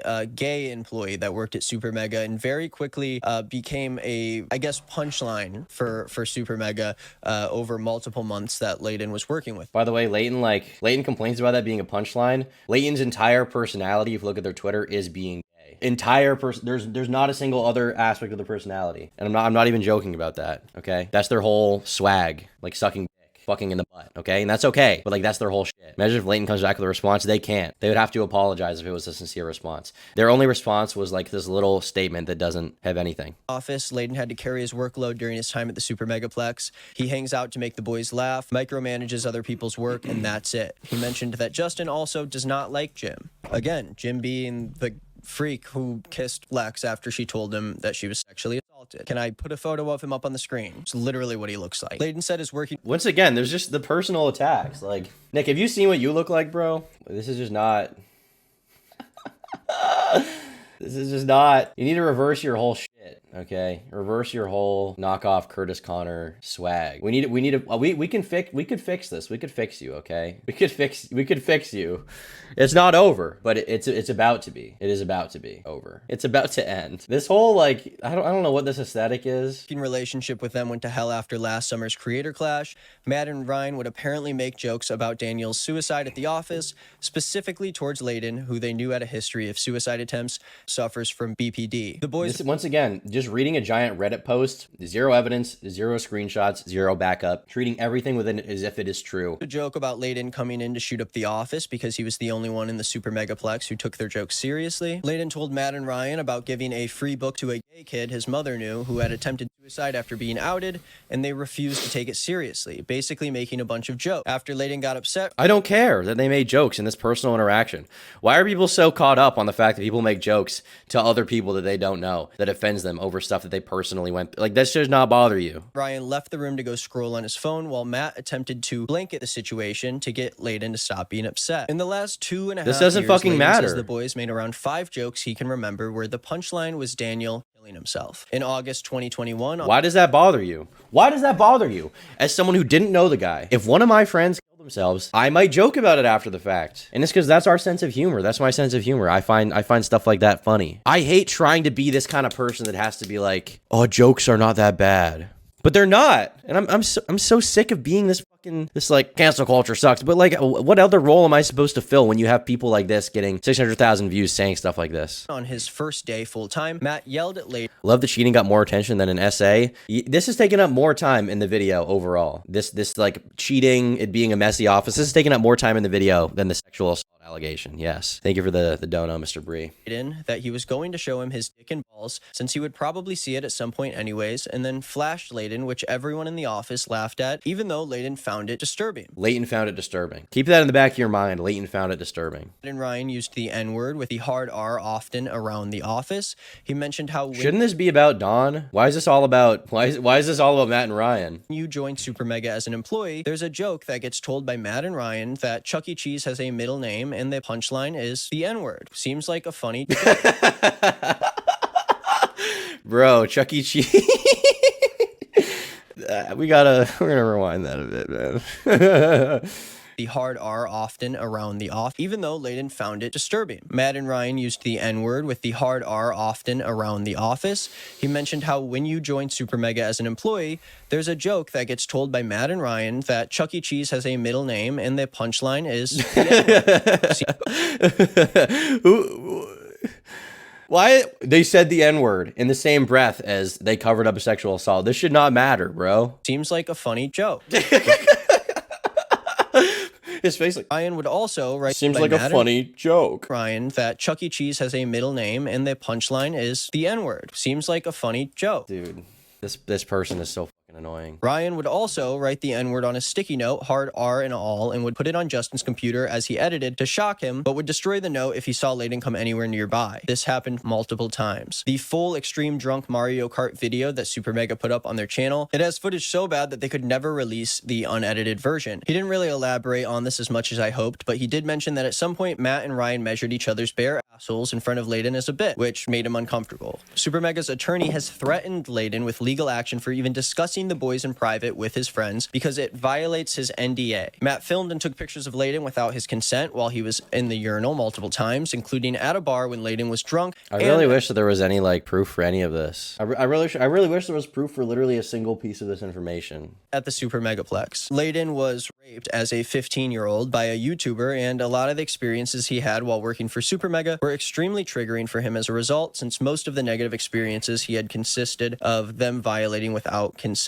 As stated by Lex, Layden promised that Matt and Ryan would be sympathetic to Lex about the Don situation, and he was totally blindsided about how everything went down. Matt pulled Layden into a meeting and repeated the classic magnum opus line again. Matt made sure to clarify that since Don was a contracted employee, that they didn't actually have to fire him for the sexual assault, and both of the boys were excited that Lex didn't want to escalate the situation further and get the authorities or other people outside of the company involved. They immediately phased Don out and then made a point to never bring Kelly back publicly. I really wish that, like, this is just a giant Reddit post. No proof, no verification, no screenshots, no videos. Like, there's nothing. And Layton is a liar. We'll see. Layton is like a pathological liar about stuff like this, and we'll see some evidence of that pretty soon. Ryan's birthday, everyone in the Plex outside of Rav and Lex would totally isolate Layden out, speaking over him or leaving the room when he spoke. Layden really wanted the guys to know how much he appreciated them and would clean Ryan's house for him and do any odd job they asked of him. Lex mentioned in her video how eventually all cleaning was just designated to Layden because it was easier for one person to do it. Layden had been talking to Justin for weeks Think he will make a big boot out of this? No, nobody will care. about how the boys were looking for any reason to fire Layden. He tried to explain to them some issues he had while working there, which they immediately shut down. Then they explained that if he didn't sign an NDA, they wouldn't give him the severance check that they owe him. Justin puts up with a lot of shit from the boys behind the scene. He didn't elaborate on this either, but he referenced the immature behavior he dealt with during his time working for SuperMega. And finally, Ryan would openly misgender a trans woman that he dated behind her back constantly at work and with friends. Matt would Whoa, misgendering privately in a private context between people. We should be mad about this. We should be horrified.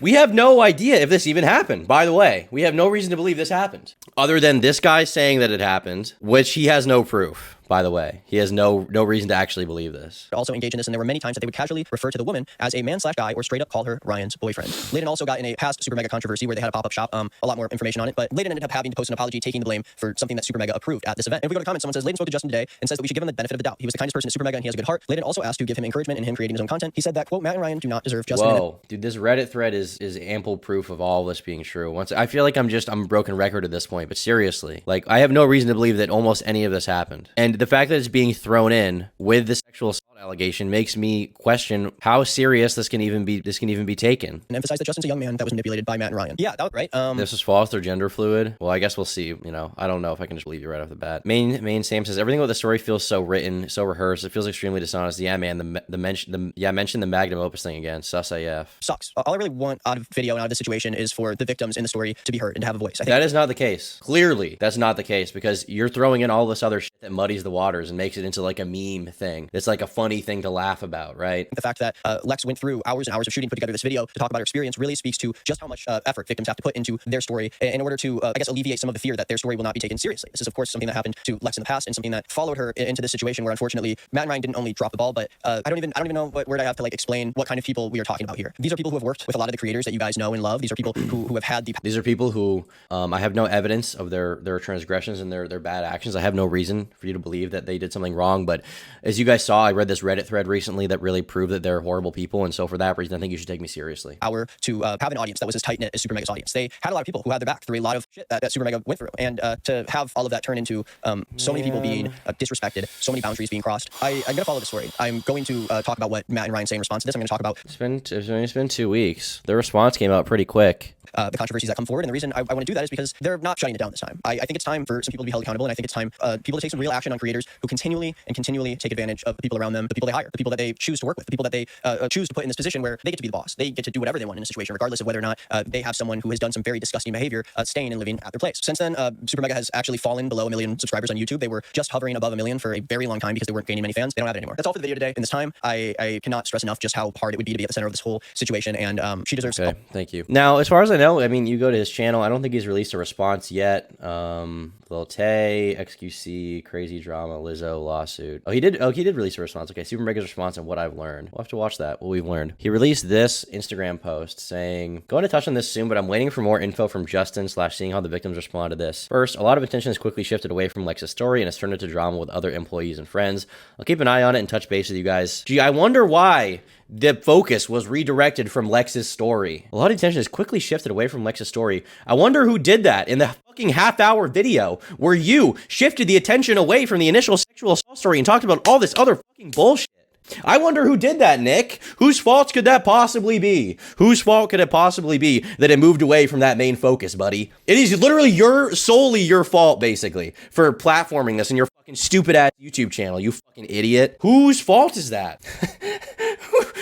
Who could have possibly done that? Guys, I feel like the story has really shifted away from Lex's story. Yeah, because of you. That's your fault. That is your fault. You did that. Fuck off, bro. Okay, so he made a response. I guess we should watch SuperMega's response before we watch this. I think I haven't seen Ryan's response. Actually, maybe we should watch. I feel like we should watch Matt's response first.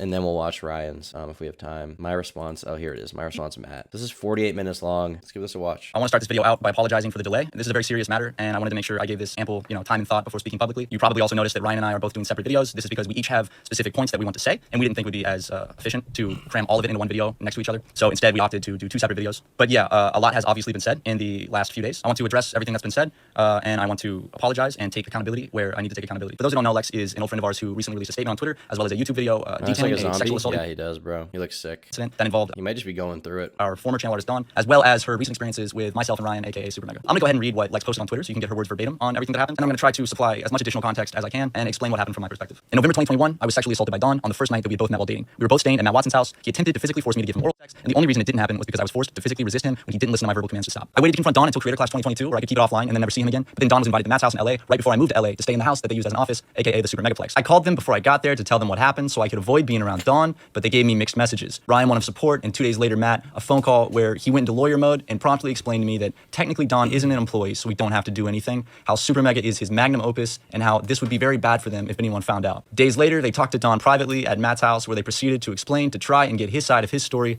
left the conversation with Dawn saying he didn't know what he did wrong, and Matt and Ryan deciding for me that Dawn and I just needed to talk things out in person. The day before I get to their office, Matt texted me and told me he sent Dawn there, and I had to hide in the bathroom for him to leave. During my time at the office, every action was held against us, me and Rav, in silence until they felt appropriate to use them to kick us out, even though those things consisted of leaving to Tennessee while I visited my mom for her birthday, even though I bought a car, leaving town to work, Rav's partner having attempted to take their life soon after I arrived, and me still being disturbed by what happened with Dawn and their reaction to it. Were all held against us, and they used it to gaslight us into being framed as lazy when we were working harder than normal to get the less work done due to having no place to work. Any action that wasn't looking for a place or going to see one, aka being faster to going away, was seen as bad when there was no sense of urgency placed upon us to begin when we arrived. Staying at the office was uncomfortable as they did not want us to be there after this event, and we ended up homeless as a result of them icing us out and refusing to communicate to us almost completely despite staying at their job, even about crucial things like concerns about us living there or when they wanted us gone. Matt and Ryan instead delegated this responsibility to their employees, who we saw as friends, asking us to help them with chores around the house until they had them correspond instead about moving out.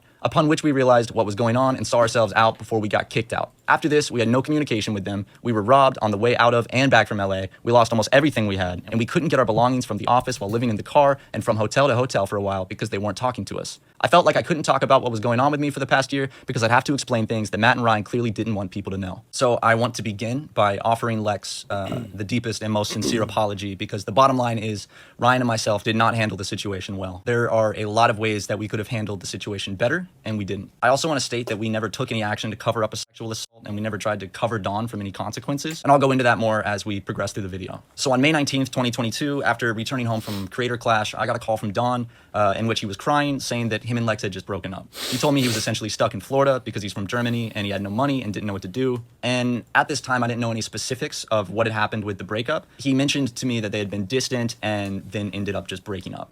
That was the extent of my knowledge on the split at the time. Feeling bad for Dawn, I offered to get him a one-way plane ticket to LA to come crash at my place until he could find a way to get back to Germany. He took me up on the offer, and on May 23rd, he flew out to LA. When Dawn arrived, he cried to me about how heartbroken he was, and the whole time I was none the wiser on what had actually taken place between him and Lex, and if I had known, I would not have invited him out to LA to stay with me. I would not have housed him. I don't remember exactly, but I think Rav was the one who told me initially on my balcony one night, and he told me that Dawn had sexually assaulted Lex. This was something that I did not expect from Dawn. Truth be told, I had a bit of a hard time accepting it. I soon asked Dawn about this. This is what I'm saying. Like, when you hear that your friend sexually assaulted someone, that's very hard. That's a very hard thing to accept and just like believe right off the bat. That's not something you want to think. Like, if you actually like this person, you think they're cool, you trust them, you don't want that to be the case. You don't want to believe this. And frankly, you want to give them the benefit of the doubt. You want to at least ask them and talk to them about what happened, you know? I feel like it's ridiculous to expect that Matt would immediately turn on him just because he heard this story. He was told. Okay, he was told. He didn't know, you know? And he wasn't even told it from the person that it apparently happened to. He was told it secondhand from someone else. You know, who knows how much stories get lost sort of on the vine there as far as you know, information getting conflated. There's a game of telephone that happens. And what he told me was he chalked it up to basically a misunderstanding in the bedroom. At this time, I did not grasp how serious the situation was, and obviously he did not either. So Lex gave Ryan a call soon after to explain what had happened, and she told him that Dawn had sexually assaulted her. I then had a phone call with Lex shortly after on May 27th, where she detailed to me what had happened between her and Dawn in November of 2021 when they were staying at my house. I want to state that from the beginning, when she told me, I fully believed and have supported Lex, which I stressed to her throughout this phone call. However, I do think that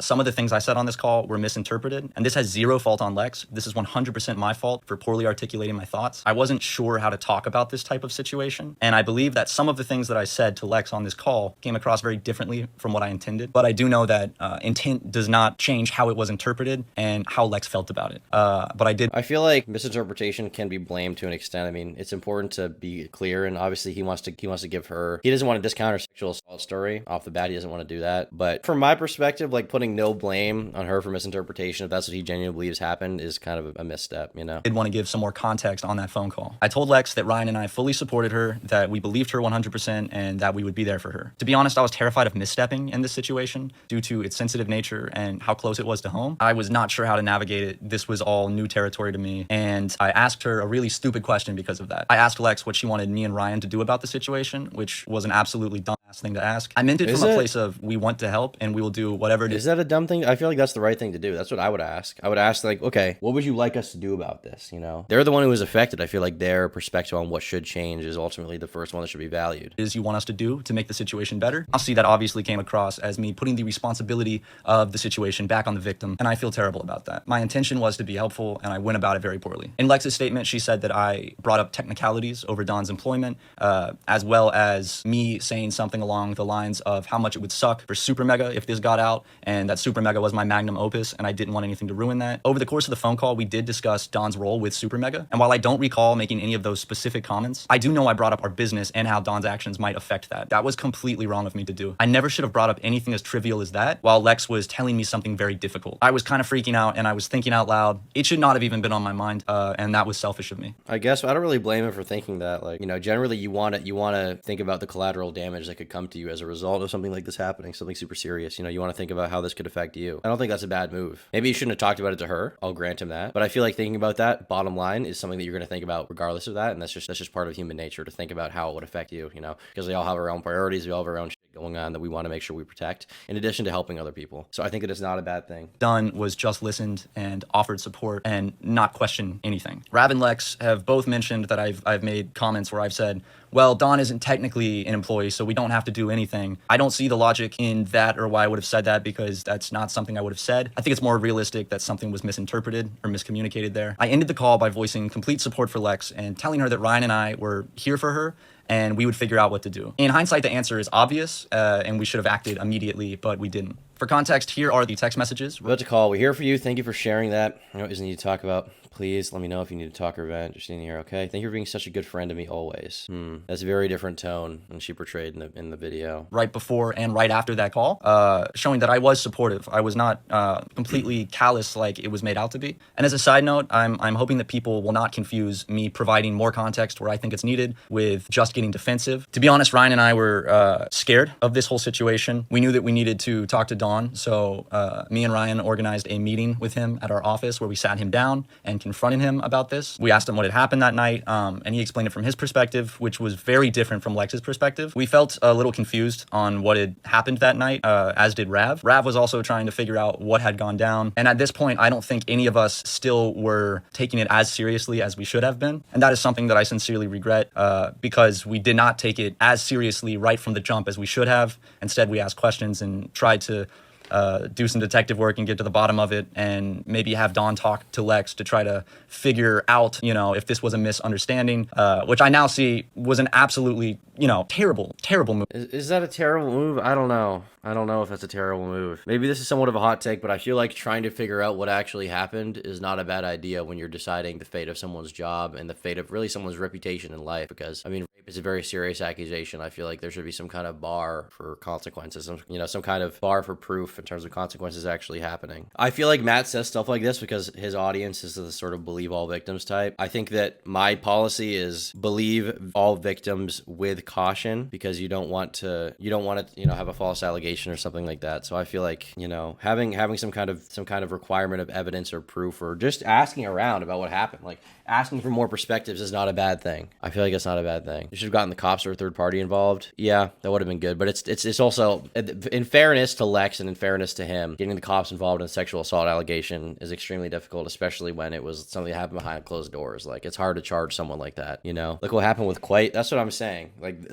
it's rare, but the lie stuff does happen, and especially in a vacuum, and like in a vacuum it will be different, but it's not in a vacuum. It's with all this other stuff floating around in the public eye. Move, suggesting that having a victim and an abuser, telling them to, maybe to talk to each other, horrible. And that is something that I'm so sorry about, Lex. Here you can see some text messages that between. Probably was a mistake. I have more context in the situation now, by the way. Yeah, it seems less serious. I could bring you up to speed later when it's just you and I. So, dude, Rav said it seems less serious. So how were Matt and Ryan supposed to believe anything else when this Rav guy was telling them that it wasn't that serious? The guy who initially told them about the story is now telling them they can walk it back a little bit. Dude, this picture is crazy. Don was telling the truth. We don't know that he was telling the truth. He could have been lying. I think we should still believe Lex. But at the same time, I don't think you can blame Matt and Ryan for making this decision, because their impression from the guy who initially told them that it happened was that, oh, it's less serious. And they probably thought that Rav was talking to Lex the whole time too, because apparently they were best friends. So obviously they're going to believe that. Myself and Rav, where Rav is saying that he figured out a little more context on the situation at one point. Rav did wisen up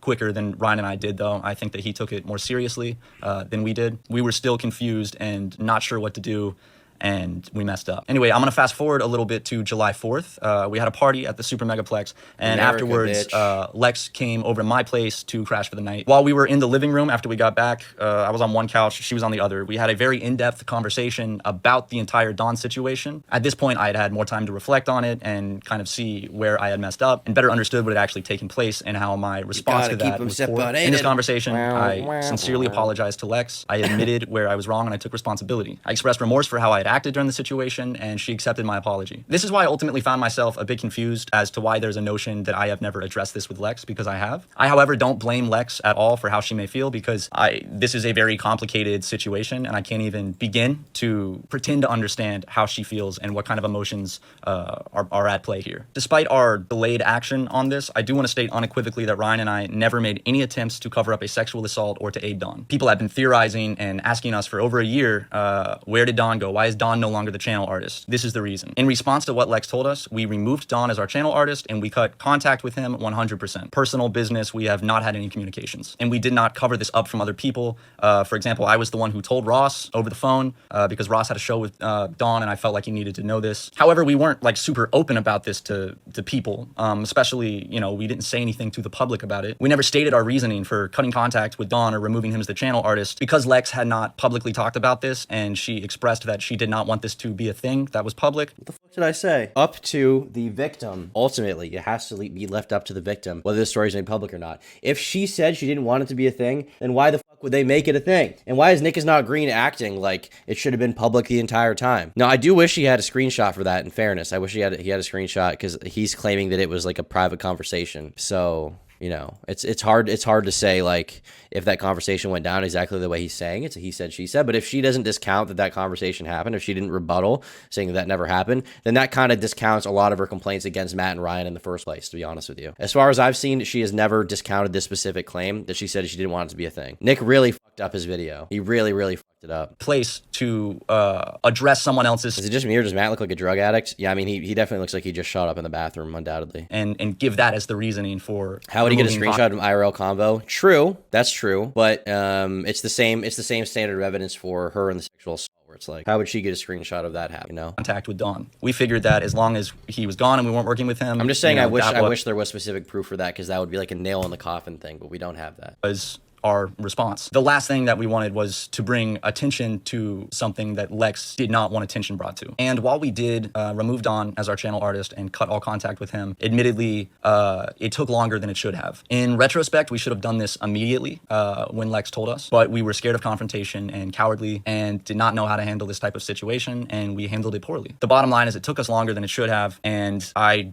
just want to extend the biggest apologies to Lex for making her feel like we did not care, like this was not a priority for us. I'm very sorry. I incredibly regret the way it was handled, and I wish that I could do it over, but I can't, and I'm sorry for that. Lex also brought up an instance where she went to go stay at the office and Don was there. This was a complete accident and misunderstanding on my end. It is completely my fault. I did not mean for that to happen, and I take full responsibility for that. I had been fed up with Don staying with me, especially after hearing what Lex had told me, and Lex had not arrived in town yet. At the time, I also had 2 or 3 people staying with me on top of Don, and I felt really overwhelmed. I had a lot going on in my personal life at the time that was stressing me out, and I felt overwhelmed, and I sent Dawn to go stay with Rab at the office. I made a mistake where I forgot that I had previously told Lex that she could stay there, and I sent Dawn there to get out of my house. I never intended. Once again, like, I feel like especially Nick is Not Green, but also Lex, I mean, to an extent, ascribing malice to something that could easily be explained by stupidity or ineptitude is really ridiculous. Like, Tin says, this is what happens when you hire people and then let them stay at your office for free. Yeah, that is also part of this. Never fucking do that. I will have an office someday. The people that work for me will not be staying at the office. You're gonna get a fucking apartment. You come to the office to work, okay? Run it like a fucking business. Have a little bit of sense of professionalism. And if there's any criticism I have for Matt and Ryan, it would be the lack of professionalism. That's also criticism I have for Nick is Not Green, frankly. But these guys in particular, like the sense of professionalism. When you're running a business like this, I get, messy stuff like this happens, but they're a little too old to be, having people stay at the office. I don't think you should do that. I understand it's like an innocent thing of generosity, but from peer to peer, that's a horrible decision and you should not be doing that. Intended for them to come in contact with each other. As soon as I realized my mistake, I told Donnie I had to leave the office. And for a little more context, here is me having a discussion with Rav. Where That's exactly how I felt and why I sent him to the office. When I forgot, I told Lex she could crash there. I mean, there's even a conversation where he's saying he forgot at the time. What is that previous DM? Actually, Matt, I'm not really mad at you, but I gotta say this is kind of messed up. Wish you told me at least like yesterday. I didn't know until 5 hours ago. I'm sorry, man. I'm trying to scramble on like 5 people, trying my best here. Mistake. I told Donnie there seems to be some consistency with the story, right? To leave the office. And for a little more context, here is me having a discussion with Rav where I'm realizing my Also, how are people gonna feel their stuff is safe at work if a bunch of people are in and out? Yeah, true. mistake. Bottom line is, Lex, I am sorry that I created that situation and put you in it. It never should have happened, and my stupid fried brain let it happen, and there's no excuse for that. Overall, Ryan and I should have handled the Dawn situation completely differently. We absolutely recognize where we failed, and we take full accountability for that. I also want to address a very large chunk of Lex's video that was focused on her and Rav's. The lesson of the Strauss: never work with women ever. That's wrong. That's very wrong. And I hate to be the cringe feminist, the cringe libtard, hard. But working with girls is cool. There's cool girls. I worked with a girl on my channel for a year, and it was perfectly fine. She did an excellent job. She was an excellent writer. She was an excellent editor. She helped me with thumbnails. She was easily the best model employee I could have asked for. She was excellent. The key is to not have a relationship or fuck the girl. Okay, that's the key. That's the key. It's okay to work with women. There are really cool, talented chicks you can work with who will do a lot of cool stuff. Okay, you guys can have your cringe takes in chat. Girls are cool. Girls are based. Girls are red pilled. There are girls you won't want to work with. But those girls you do. You guys are wrong. I'm living at our office, aka the Super Megaplex. Rav was coming to America and he needed somewhere to crash, so we told him he could crash at the Super Megaplex while he gets his feet off the ground. And later, when Lex came out to LA, we said that she could crash there as well too. And her and Rav were friends, so it was all good. We of course initially had no issue with this, and we were happy to let them stay at the office. But problems did arise over time. We were unsure of their plans and how motivated they were to actually find a place to move into. They believed that we were ignoring them and acting cold, while we believed they were doing the same thing to us. So it was like a two-way street of awkwardness. And something to point out is when we came into the office, it would be to get work done. So it wasn't to come in to hang out, it'd be to get work done. So it definitely seemed a little more clinical. All around, it was a pretty weird vibe, and I think all four of us could have acted more mature during that period, but we failed to communicate, and that is largely on myself and Ryan, because after tensions rose, we honestly didn't really feel like having a conversation. Here's a text from Lex in the group chat, acknowledge. I also contributed to not being available enough, though, because I've tried to stay out of your way as much as possible and keep my focus on work, which probably came across as fucking off and not wanting to talk to y'all, and I apologize for that. I think I was also trying to be less present because I was worried I was distracting you guys from work a lot of the time at the Plex by being in the way already with me and my stuff, and I didn't want to be any more of a burden than I already felt like. But I think it just made me seem more aloof than anything. Sorry we weren't able to talk about it until now. I hate to bring things up this way. I know you're all busy, so I don't expect to be able to talk in person about anything soon. Also, it's not very inviting if you think someone is seeming antagonistic. I'm glad to be able to talk about it now. I just hope that with the nature of texting seeming rather cold, what I'm trying to say is coming across as anything but trying to let you know I've not meant to cause any hurt, and I'm sorry if I did. Gene, that they had been, distant towards us. And I'm only bringing this up to add context because in her video, she states that we iced them out and gave them the cold shoulder, but it was a two-way street and it was miscommunication. I'll just go ahead and read these out to make it easier to digest. Lex said, I've also contributed to not being available though because I've tried to stay out of both of your way as much as possible and keep my focus on work, which probably came across as fucking off and not wanting to talk to y'all, and I apologize for that. I think I was also trying to be less present because I was worried I was distracting you guys from work a lot of the time at the Plex by being in the way already with me and my stuff, and I didn't want to be any more of a burden than I already felt like, but I think it just made me seem more aloof than anything. I'm sorry we weren't able to talk about it until now. I hate to bring things up this way. I know y'all are busy, so I don't expect to be able to talk in person about anything soon. Also, it's not very inviting if you think someone is seeming antagonistic, LOL.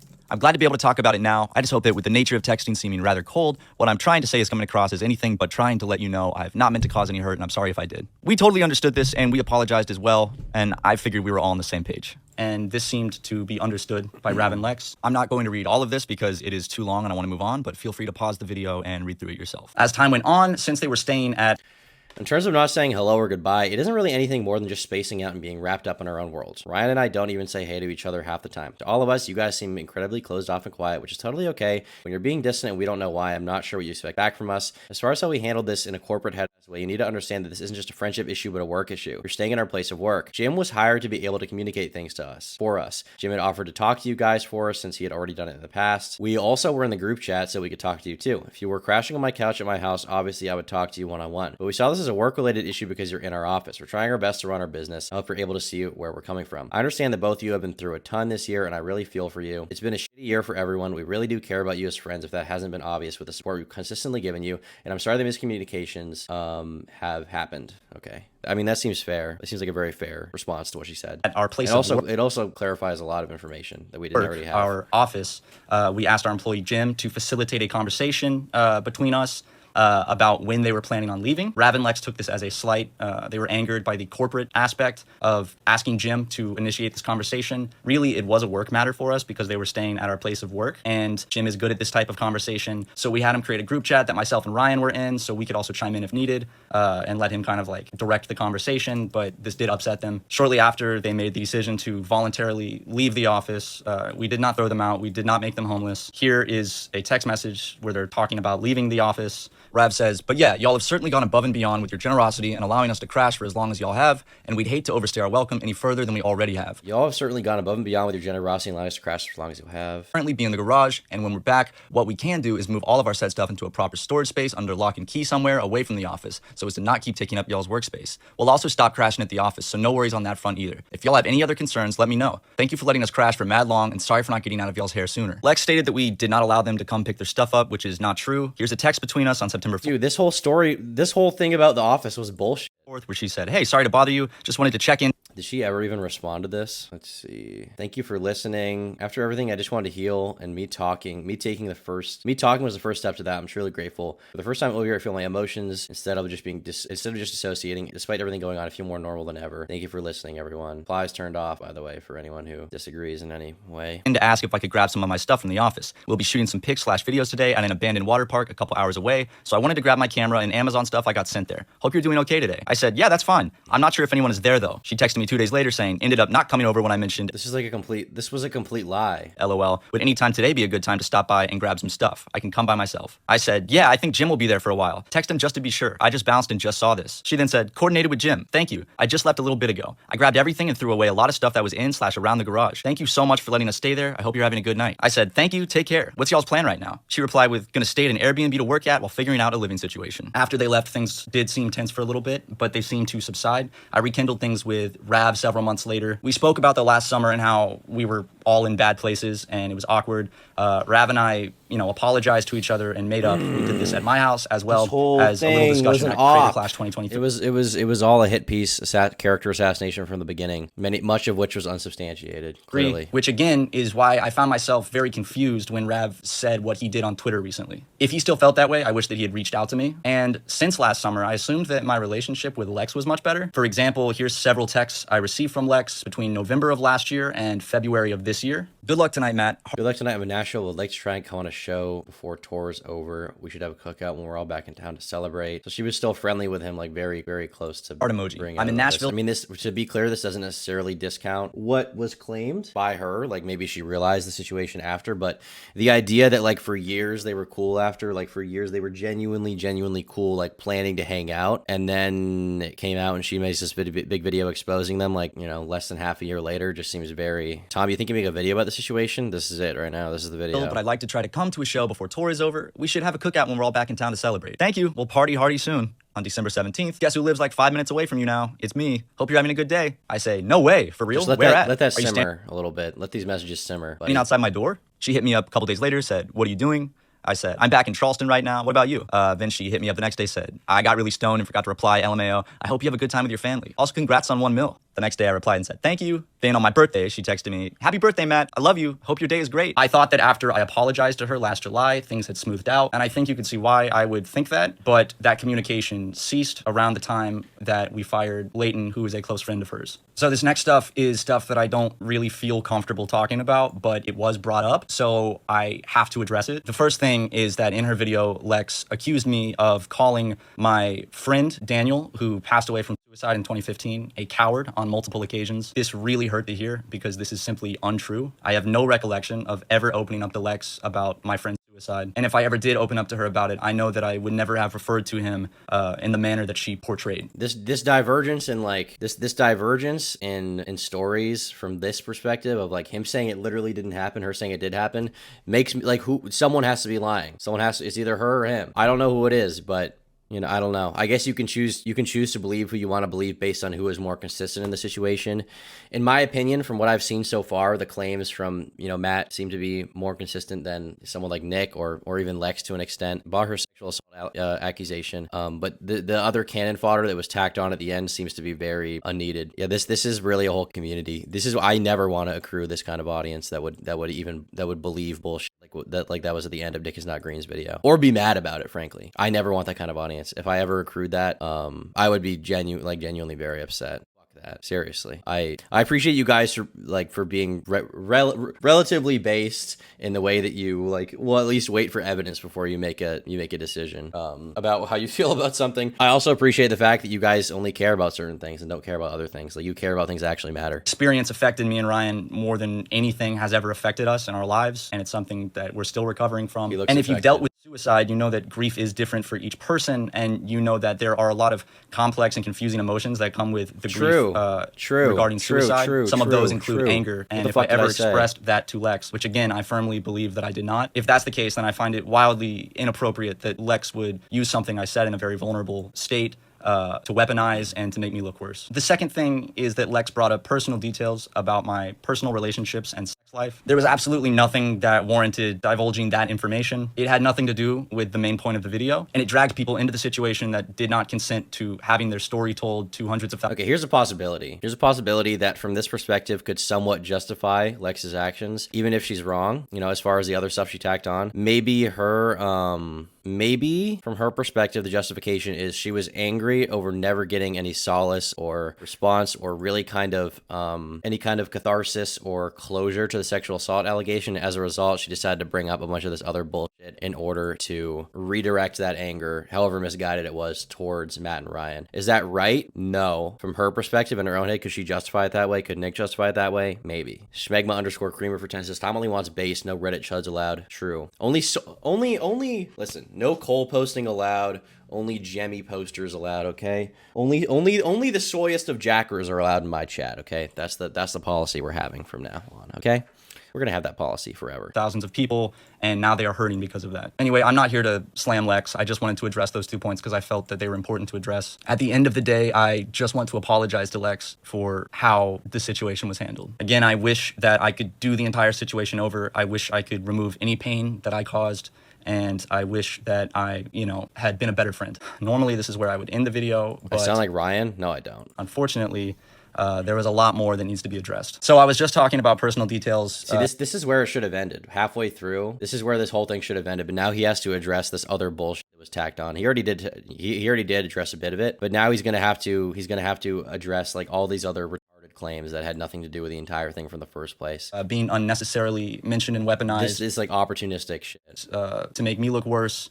And unfortunately, more people have jumped on that bandwagon. One of those people being Morgan, aka Morg Pie. For some background, in August 2022, when I was single and in between relationships, I sexted with her for one night and ultimately slept with her for 2 nights in September when she was visiting Los Angeles. During our hookups, I explicitly stated to Morgan that this was a hookup and that I had just gotten out of a relationship and I was not looking for anything, and this is something she acknowledged. I actually brought this up more than once. After she left LA to go back home, I could tell that she had caught some feelings and I did not want to lead her on, so I began to kind of distance myself. Shortly after, I also ended up working through a rough patch and started dating my current girlfriend, and I talked to Hey Matt, I have a question for you. I was wondering if you're interested in hanging out again. I'm planning another LA trip. So this is just him like, you can be honest, you're not into me. Yeah, I'm down to hang, but full disclosure, I've been working things out with my ex this week, so it would be hanging as friends and not friends with benefits. I like hanging out with you a lot. She said, damn, okay. He said, sorry, a lot's happening, but I really like you, want to hang. Okay, same thing coming around the 1st to 4th. Love to see you as friends. Morgan even less after this. We stopped communication. I didn't feel like it was Yeah, this is OnlyFans. This is a porn star, by the way, who like has fucked on camera. What kind of,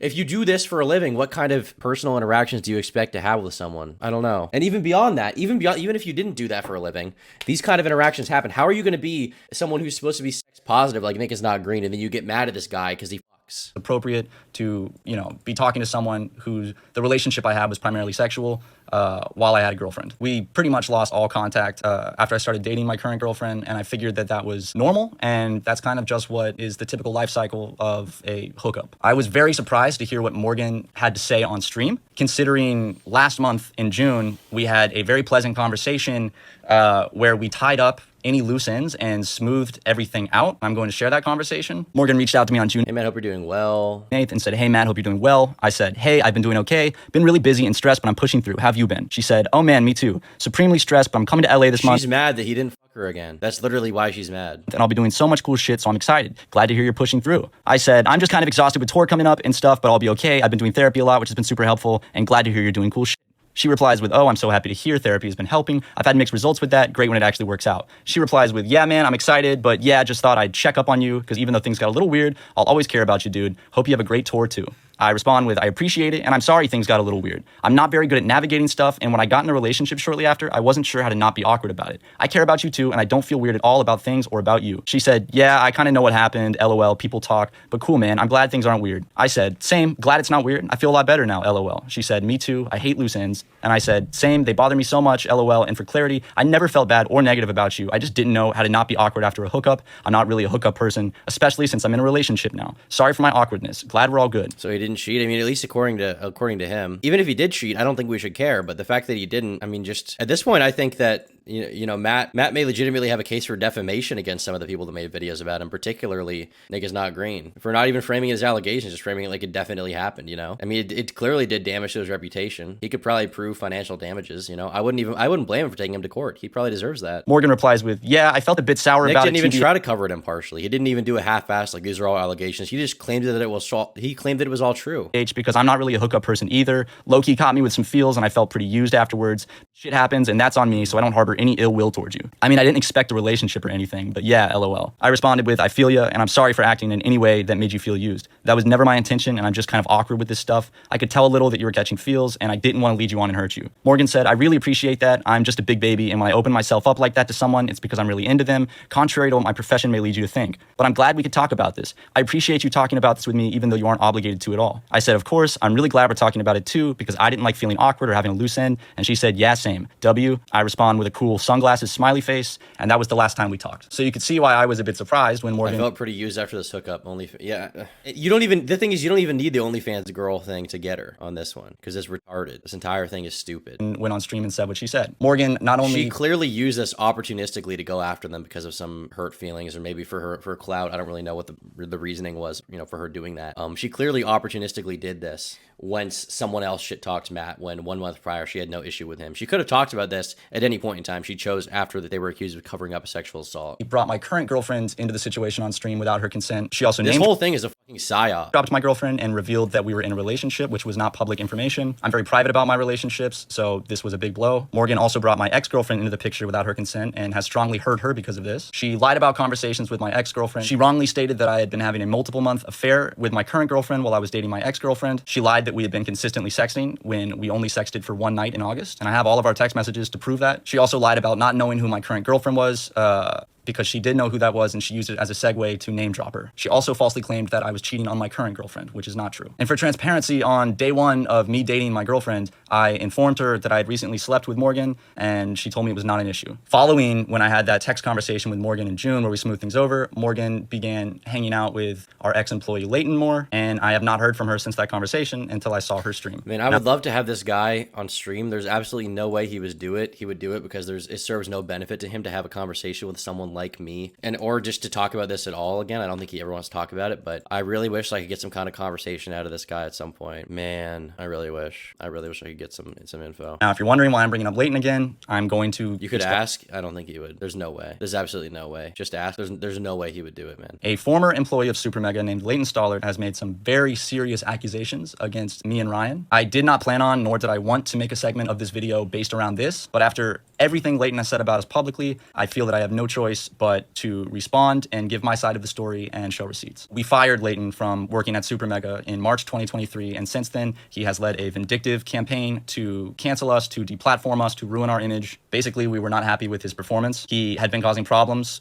with his mood swings and outbursts at the office, as well as a general performance that we didn't like. We made the difficult decision to let him go. Leighton himself actually suggested leaving SuperMega prior to being terminated. So when he stated on stream that we were looking for any reason to fire him, this simply isn't true. Here's a text he sent to me and Ryan in the week leading up to his termination. I'm sorry I messed up so much with my position. It's not being harsh. I know it's the both of your company, and all of this makes the two of you look bad. I could step away from the merch stuff if you guys feel like I'm not doing enough for the role. I'm sorry I've messed up so much. I'm really sorry to the both of you that I've caused so many internal issues plus public issues. No one else is messing up as much as I am, and especially when there's only 6 of us, I'm sure it really shows. I 100% understand if you guys are ready for me to leave SuperMega and let someone else take care of my responsibilities. It's not fair to you two that I keep screwing up. I feel like I'm the new Jackson causing massive issues to the company rather than being an asset. I don't know if my role is worth saving anymore. Man, this whole thing's a cautionary tale about who you get involved with, because, I mean, I don't want to victim blame Matt for for fucking this OnlyFans girl. I don't want to victim blame him for hiring this person who ended up being a crazy liar, but you really need to be careful who you deal with. You need to be very stringent. You know, I try to be with the people that I work with, the people that I talk to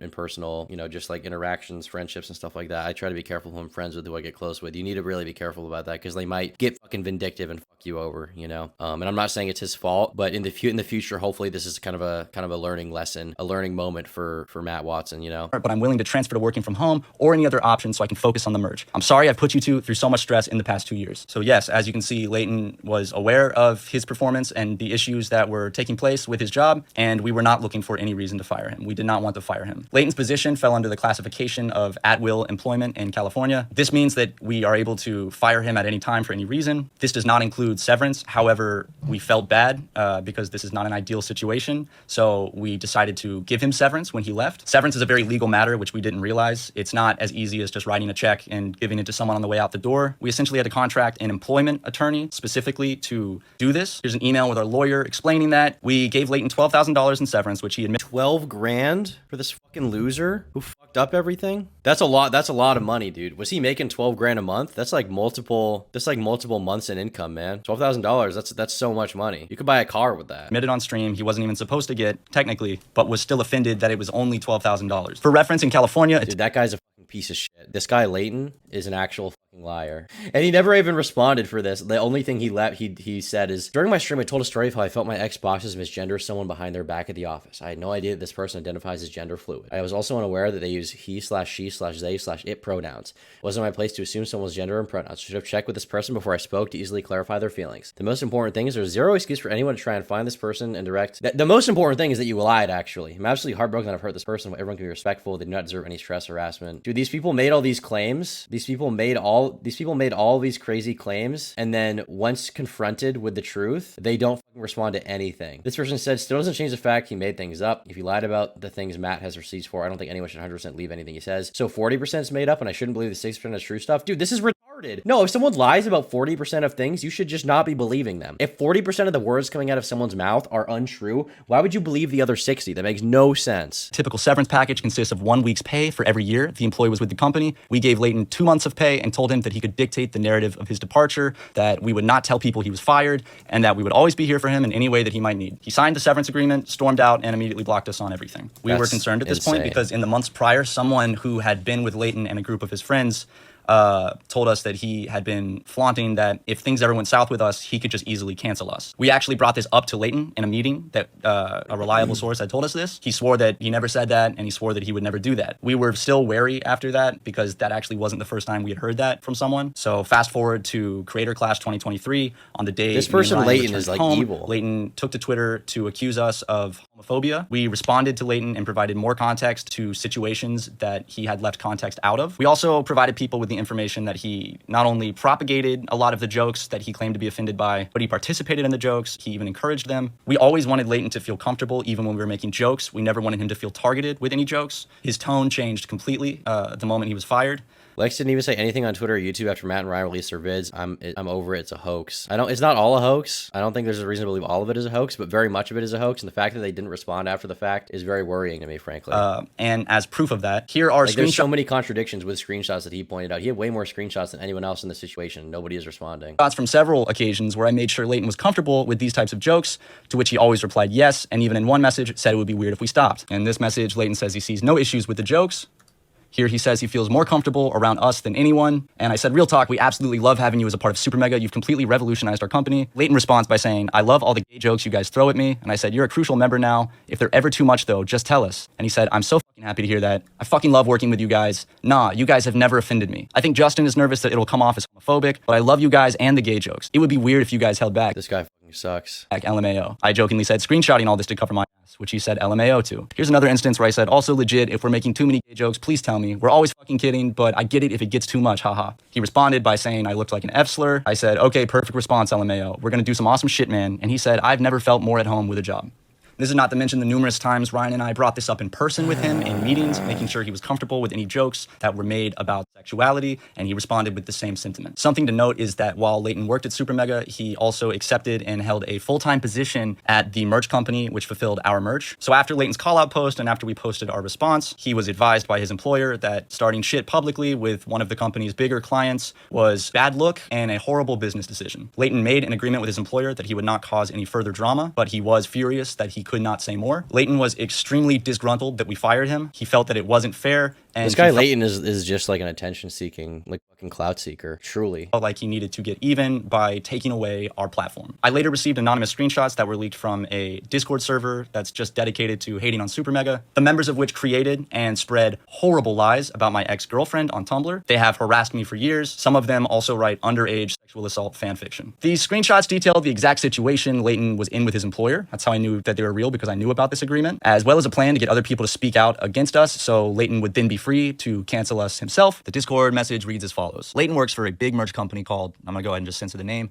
which he was working with while working for SuperMega. And when all the homophobia allegations came out, a big billionaire sponsor for said company told them that they need to drop SuperMega as a client and fire Leighton. Said company refused to fire Leighton and still kept SuperMega on as a client if we can get SuperMega in enough hot water that the Leighton's also a little sub to Lex's OnlyFans. I thought he was gay. sponsor wants to drop them again without getting Leighton fired. Then Leighton can come out and say whatever he wants about them. We just need a piece of gossip that's a big enough deal that a sponsor will want to drop This is like evil talk. A piece of gossip. They literally don't even say a genuine grievance. We need a piece of gossip. This is cancel culture in real life. That's what you're looking at. This is not like fake, like Ben Shapiro, like cringe Twitter cancel culture. This is not faceless trolls, anonymous trolls. This is real. SuperMega. Our friend is friends with Too Mad, and Too Mad hates Matt, so he might have some dirt on him. Oh my god. Bring up Too Mad. Reliable source, I must say. Then another message reads, Goon Clown must be mentioned. It's coming. Don't you worry. most importantly, that Leighton wants to cancel SuperMega, but he needs someone else to come forward first. Another thing is that Leighton somehow has one of Marvelous' screenshots of her conversations with Ryan, and was thinking about using that as leverage to cancel them, but it's not enough. And Discord user, of course he needs your permission first. Will you be willing to come forward, even anonymously, with your experiences with Ryan? This is all from April, right after Leighton made his initial statement, and because I wondered if I'd ever have to use this, I emailed this to myself as evidence, which you can see in this video. I am opening up the email and showing the date as proof. We worried that this would be the case, and it soon proved true. Shortly after, one of Leighton's best friends, who is Lex's boyfriend,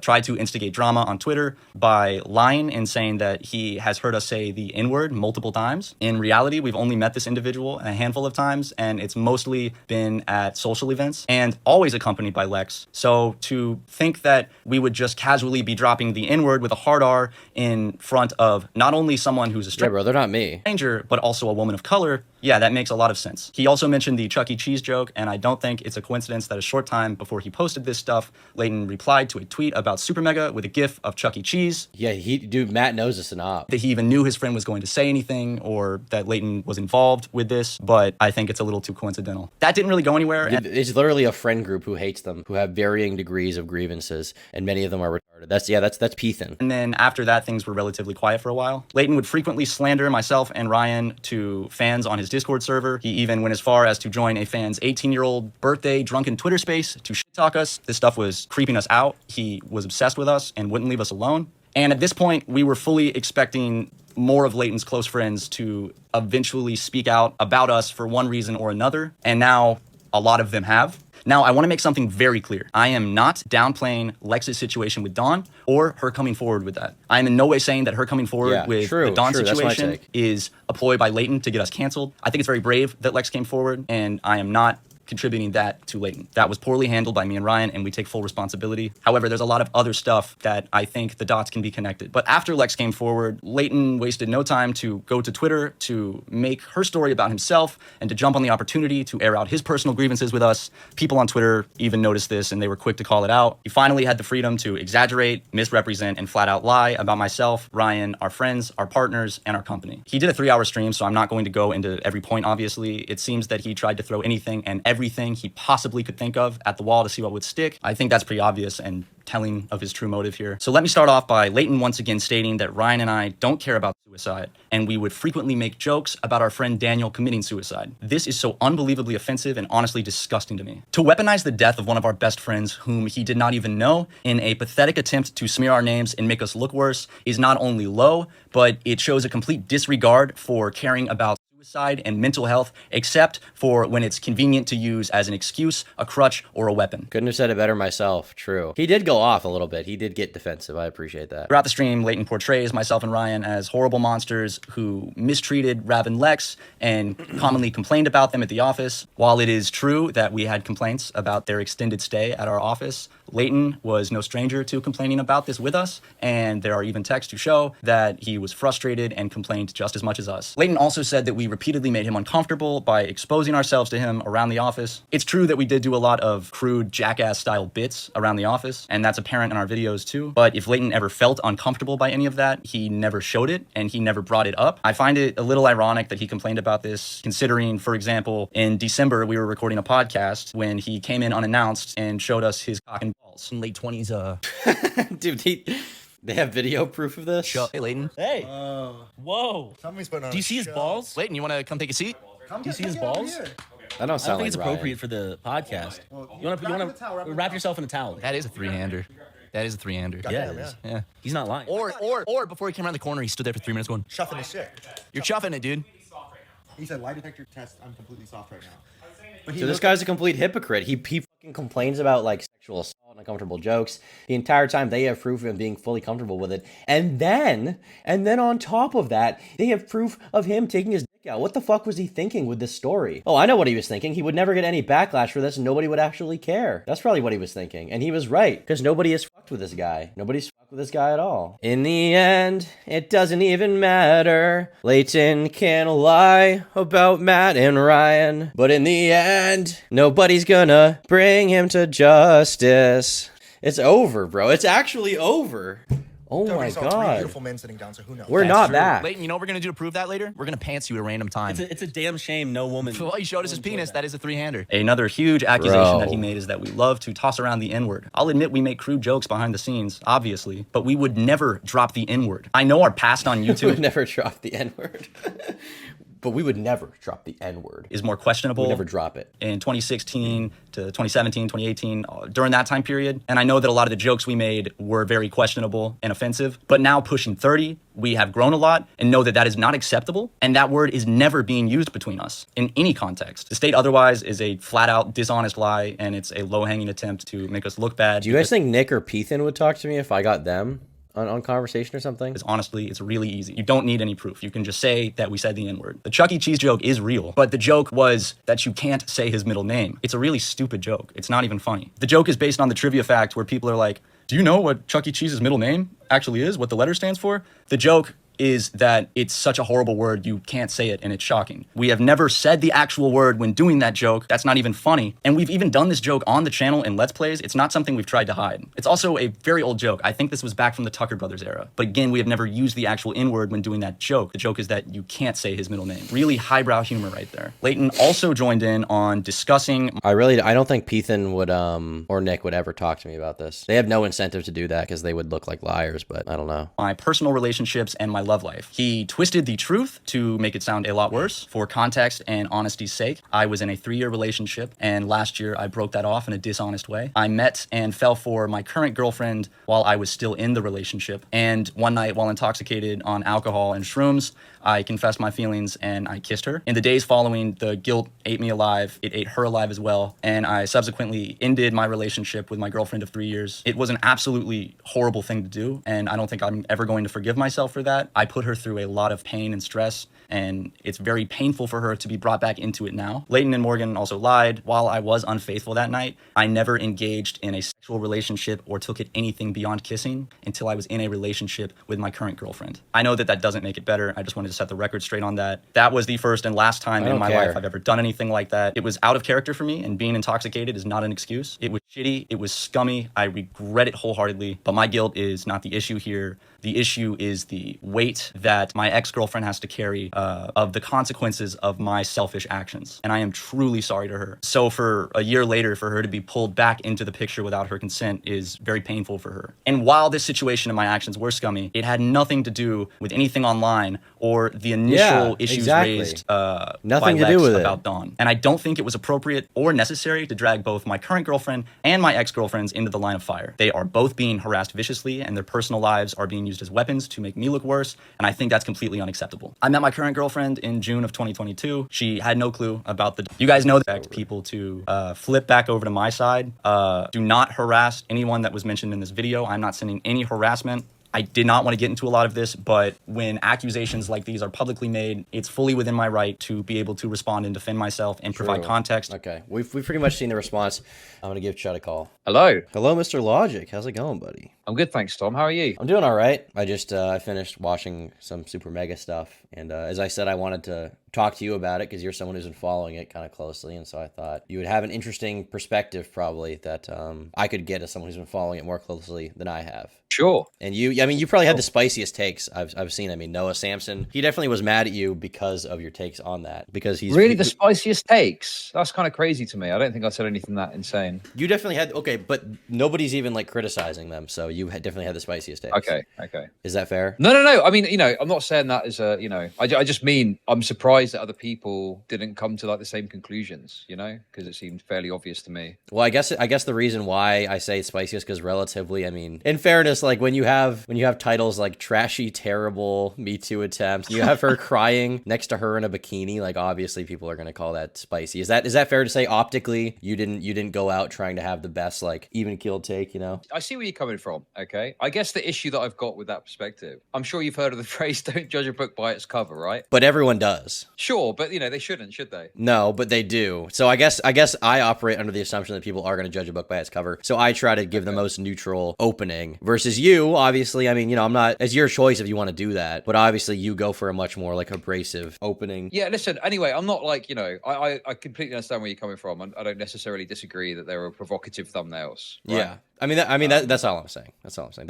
They were provocative. Yeah, sure. They were spicy. It's the kind of thing that someone screenshots on Twitter and says like, "This sucks," and gets like 5,000 likes, which I think they did once or twice. I don't think that makes you wrong, but you definitely had some kind of controversial, takes. I guess if I were to ask you to summarize instead of me, paraphrasing or misquoting you, what would be your overall summary in like 1 minute of like what your thoughts are on the whole situation? Lex is a lying.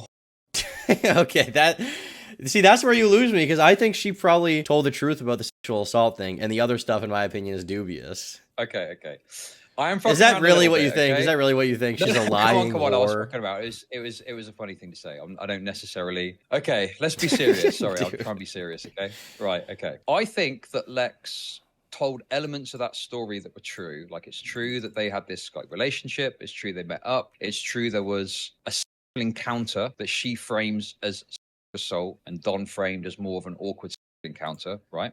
Yes. I think that from there, though, she took this kind of living situation that she had with the Super Mega guys and spun it off into a much more negative situation than it was to kind of garner sympathy towards her. And I think the whole thing was more so about hurting Super Mega for a number of potential reasons. I'm not sure exactly, but I think she was more interested in hurting Super Mega than she was about bringing any sort of like, accountability towards I agree with that take. And I wish that's because what I thought you were going to say is that she lied about the whole thing. Assault allegation. I thought you were going to say she lied about that. Part of my contention with the situation as a whole that really just irked me was all of these kind of personal transgressions. It felt like the moment, and this happens often, but I think part of it's maybe just the audience and community that Matt and Ryan are a part of, which is sort of this like kind of like leftist, progressive, like believe all victims type kind of community. And not in a good way, in a very like facetious kind of condescending sort of performative way. And I think that because they had that audience, it became extremely easy to weaponize a bunch of personal grievances against them to make them look bad. Part of the problem is also they have a very parasocial audience who's invested in their personal lives. You can criticize them for that, but I think it's hard to victim blame them entirely in the same way that I wouldn't want to that I almost don't even want to blame Lex for her video. To me, the more egregious thing is the fact that it seems to have been an op the whole time from the friend group. Yes. Lex is friends with Nick and Pethan. She's dating Pethan. Leighton is friends with them. Mordecai apparently I would speculate, is probably friends with Lex, given that they're both, they both do OnlyFans. I think Mordecai is more star too, but like it just doesn't really, it wouldn't really surprise me if these people were all friends. I know like 5 of them are friends. If the 6th one was a friend, is that much of a stretch? No. Even if Morkbite isn't friends with them, does that matter? No, because she still lied. And it seems to be just this giant op that was run, and nobody even wants to talk about the fact that it was an op. And then I saw there was this post. I haven't seen Nick is Not Green's response yet from the situation. I have seen because I know he made a video, which I didn't even know he made. But he made a post on his Instagram story, which I showed earlier, where he said something to the effect of, you know, this story's really become more about all these other side stories rather than the initial assault allegation. But it's like, well, whose fault is that? It's literally Lex's fault for bringing all of it up, and then it's Nick's fault for reading this random Reddit post and acting as if it was all true. More than half of Nick's video is not even about Lex being assaulted. It's about the living situation, and it's about the Chucky N-word cheese joke. It's about him cheating on his girlfriend. All stuff that's totally irrelevant. Okay, so I've sensing a lot of agreement here, and I want to get into some agreement. Okay. I'm cool with that. I've got an issue with one thing you're saying, though. Okay. You keep referring to it, you know, factually almost as like a sexual assault.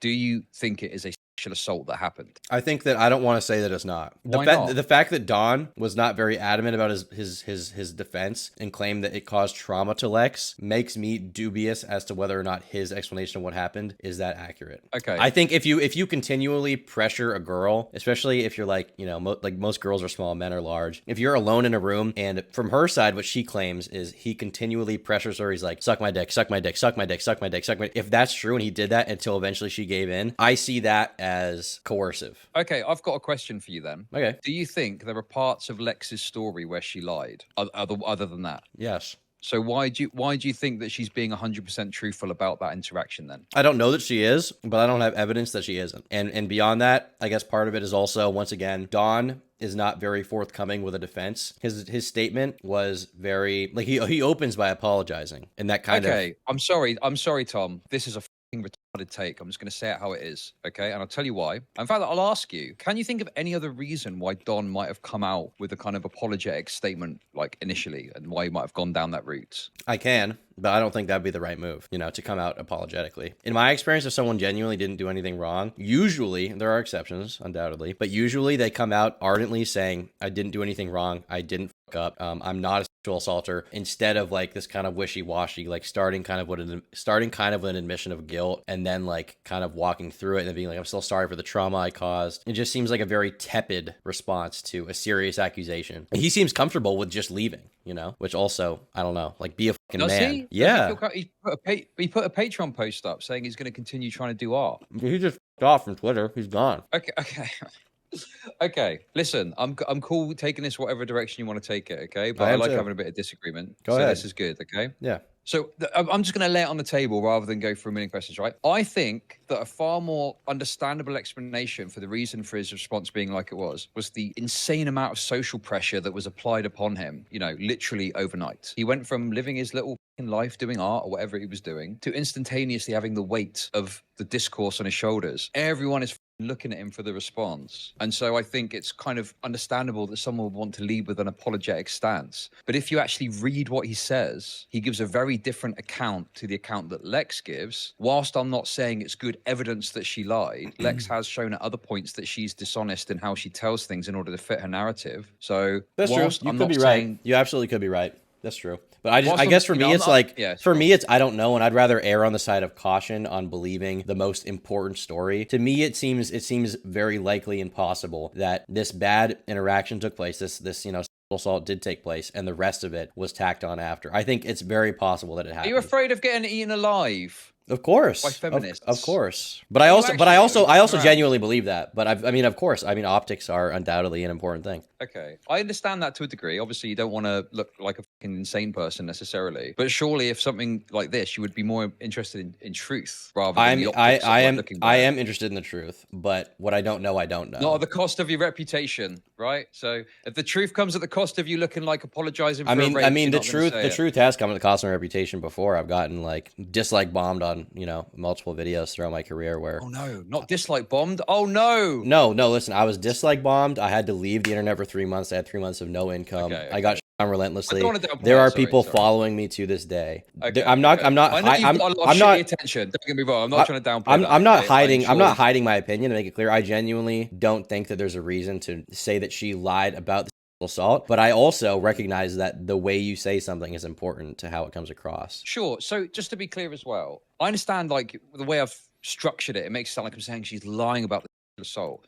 I don't think it's necessarily that she's lying. Like something happened that made her feel uncomfortable, certainly. I just think that between her telling of the situation and his telling of the situation, the truth is probably somewhere in the middle of that. And to me, that would read more so as a, you know, awkward interaction that could cause someone to get upset, but I think it's getting framed in very harsh terms in order to denigrate Don to shit on Super Mega. That's a very fair take. I'm willing to meet you more in the middle there and say I understand what you're saying, and I think that you're probably right. One thing I'll also say is that, you know, to Lex's discredit, if she wanted this story to be taken seriously, then she shouldn't have tacked on all this other bullshit. Neither should Nick or this Ethan guy. They shouldn't have tacked on all these other unproven, unsubstantiated allegations that are completely unrelated, have nothing to do with it, are nowhere even near the realm of sexual assault. And it's largely their fault that this is being discounted by people like you. Because if they wanted it to be taken as seriously as possible, they would have handled it professionally. None of them did. Yeah, absolutely. And you know, even with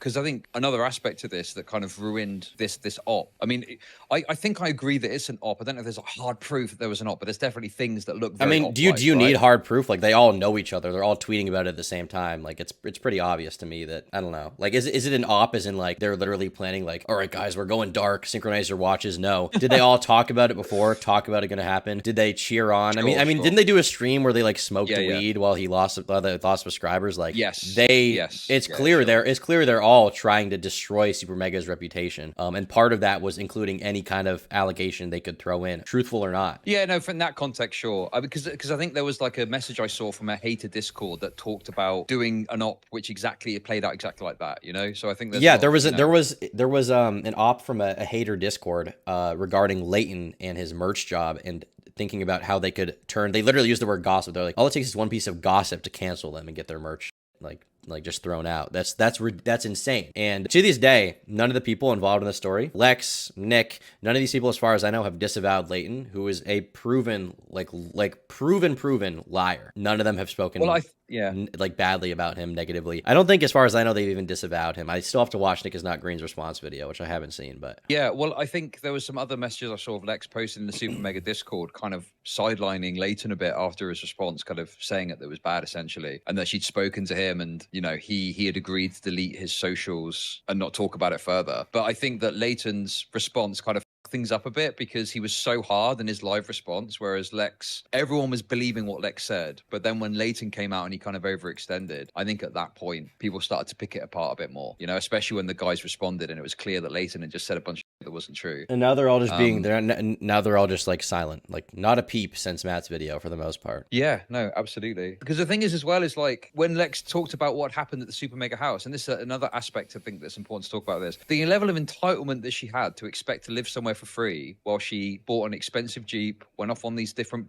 so-called work trips, apparently was spending lots of money on Uber Eats and stuff like that. The entitlement from all of them, from Leighton, you know, 12K is not enough. Yes. Really? Yeah, for sure. Like, what do you think people get paid? Like, have you, that's insane. $12,000. I mean, you can buy a car with that. You can buy 2 cars with that, realistically. They're going to be, you know, at this point with the economy, like, they're going to be boxes that are, you know, a little clapped out, or they might be, you know, 2004 Civics, but they're still 2 cars. That's a lot of money. I mean, how much realistically is rent? Like, maybe, you know, $1,500, $2K a month, even in an expensive area for a 1-bedroom. Like, that's multiple months of living expenses to figure out a personal situation. Never mind, $12,000 is what some people save up for months or even a year of their life, because, you know, cost of living can be high in some places and people aren't getting paid that much. And for Leighton, who I believe was being paid around $6,000 a month, that's a totally fair severance, which they didn't even need to give him, but they gave him anyway. Even though he was a bad employee, they gave him severance. It's just a level of entitlement that these people have, and it's not acknowledged after the fact at all, you know. And also this other bullshit about like, oh, their office was messy. Like, who gives a f? Yeah, no, absolutely. I mean, you know, it could have been absolutely full of. It's their space. If you don't like it, clean up. You live in there for free, certainly. Yeah, like it's also like what Matt cheated on his girlfriend. Like, I don't care. He slept with an OnlyFans girl. I don't care. I thought these people were all like positive, you know. I don't I don't understand their issue. Like, as soon as a guy sleeps around, it's a problem. Like, yeah, I mean, you know, there's a whole conversation there about men's often being viewed in a very predatory way, in a negative way, whereas a woman can be a complete sleep around 24/7, and she's cheered on for it, certainly by progressive types. And it used to be the other way, and I respect the fact that, you know, people have tried to push it in the direction where like, oh, girls can fuck too, but it's like, well, both people actually have to be able to have sex for it to be like equal. You know, both genders need to be able to sleep around and be sexually, I don't know, domineering or you know, conquest or whatever, right? Sure. There's one other thing you said, actually, that, you know, just to bring a bit more disagreement to the table. Okay. Maybe, I don't know, maybe you'd agree with me. So you said that the reason that people bought into this is because of their kind of progressive audience. And I agree, SuperMega has seemingly pandered to a progressive audience, which is in some ways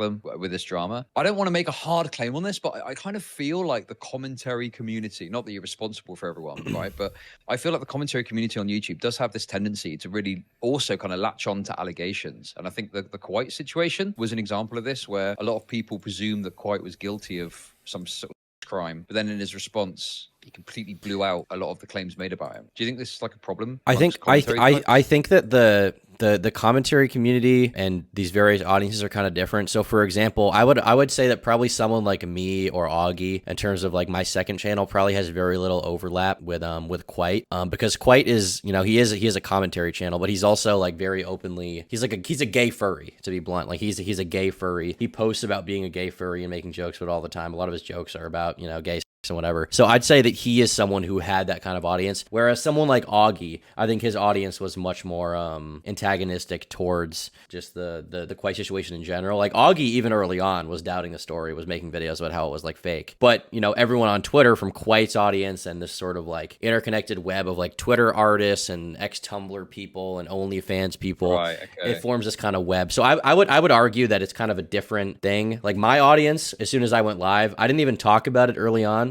I just didn't want to go over it yet. But my audience was in chat like, yo, what do you think about Quite? It's fake, right? That's what they were all saying. But then on the other hand, like you have this other side that's like immediately thinking it's true. So it's kind of I get what you're saying, but I think that these are different kind of groups or communities you're talking about. One of which is much larger, which, I mean, Quite has 1 million subscribers, you know. Sure. So it's like maybe there's pockets of people within these communities that maybe think a certain way. But then you say basically what you're saying is Augie's a apologist. Yeah, I mean, Augie's also a in fairness, so we need to take that into account. No, I'm just kidding. That's just a joke, guys. That's absolutely a joke. Okay. Augie has made some wild tweets, but anyway, apart from that, I would just want to say that I think that I feel bad. Was that joke off color? Was that not good? I don't know. Dude, I didn't realize you were so fucking soy speaking one like he's this. My friend. I feel bad. And then you go, oh, did I just... He's my friend. He's my friend. Yeah, I'm sure he'd say the same thing about you and it'd be funny. What's your problem? Yeah, I don't know. Yeah, that's fair enough. Okay. Can we just talk about how much of a pussy you are over this? Sorry to go back to this, but how am I a pussy? What is going on? Because, you know, it feels like you're kind of worried that you're going to get a bad response for calling a whore. I mean, the thing is, a lot of people in my chat want me to flat outright say that she lied, and I just don't know that she lied about that particular case, you know? I think it's possible for that to be true while the other stuff is not. Sure. I just, you know, obviously we've, you know, I think we've come to some good agreements about the SuperMega thing. I guess my concern would be if I was listening to Turkey Tom talk about okay, and you said, oh, a sexual assault happened, I'd be thinking, but he's told me that he's sometimes concerned with like public perception over this stuff. So how do I know? How do I know that you are not just saying that happened so you don't get eaten alive by I'm not concerned with public reception in the way that I'll lie about what I say. I'm concerned with public reception in the way that I'm going to tailor how I say something to try to make sure that it comes across in a way that people who maybe are not open to that opinion would be able to understand me. Okay. I want it to be palatable to people who may not like what I have to say. I want people to be able to meet me halfway in the same way that I met you halfway. Okay.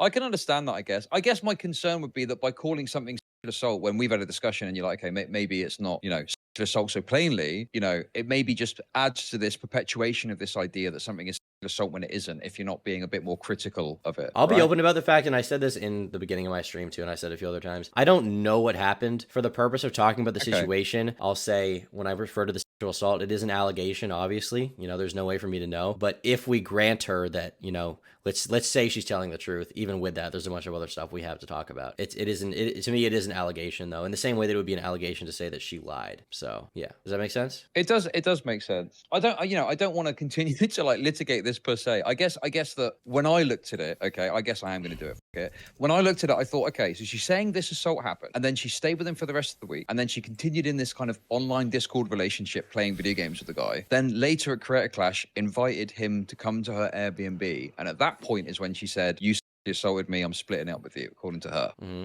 Does that sound realistic? Does that sound like the actions of someone that's been assaulted? Let's straw man the argument from the other side. Let me present this, an opinion Okay. that I don't necessarily believe, but here's what someone who believes her would say. Well, victims don't always necessarily realize what happened. She may have been experiencing trauma, but misattributing it to something else. Like, she may not have at the time realized the severity. A lot of the times victims will downplay the severity of what happened in their own mind to almost gaslight themselves into thinking that they didn't suffer trauma, because it's hard for you to accept that you went through something horrific like that. That's what someone would respond with. And they'd probably also... So just to be clear, that's not your argument. That's the argument of a progressive, say, that believes women and likes Me Too, right? It is, but it's, I mean, in my mind, that's entirely possible too. But that, I mean, that's the story that people on the other side will tell you affirmatively. I'm saying that could be the case. Okay, here's my issue with Okay. that. Okay, there's a certain area of behavior that isn't exact, where a woman might do certain things. One example of this would be the woman that claimed that Kai Sennett's friend her. And I think she had a decent story, and I kind of sided with her more or less. In the photo, when she was getting the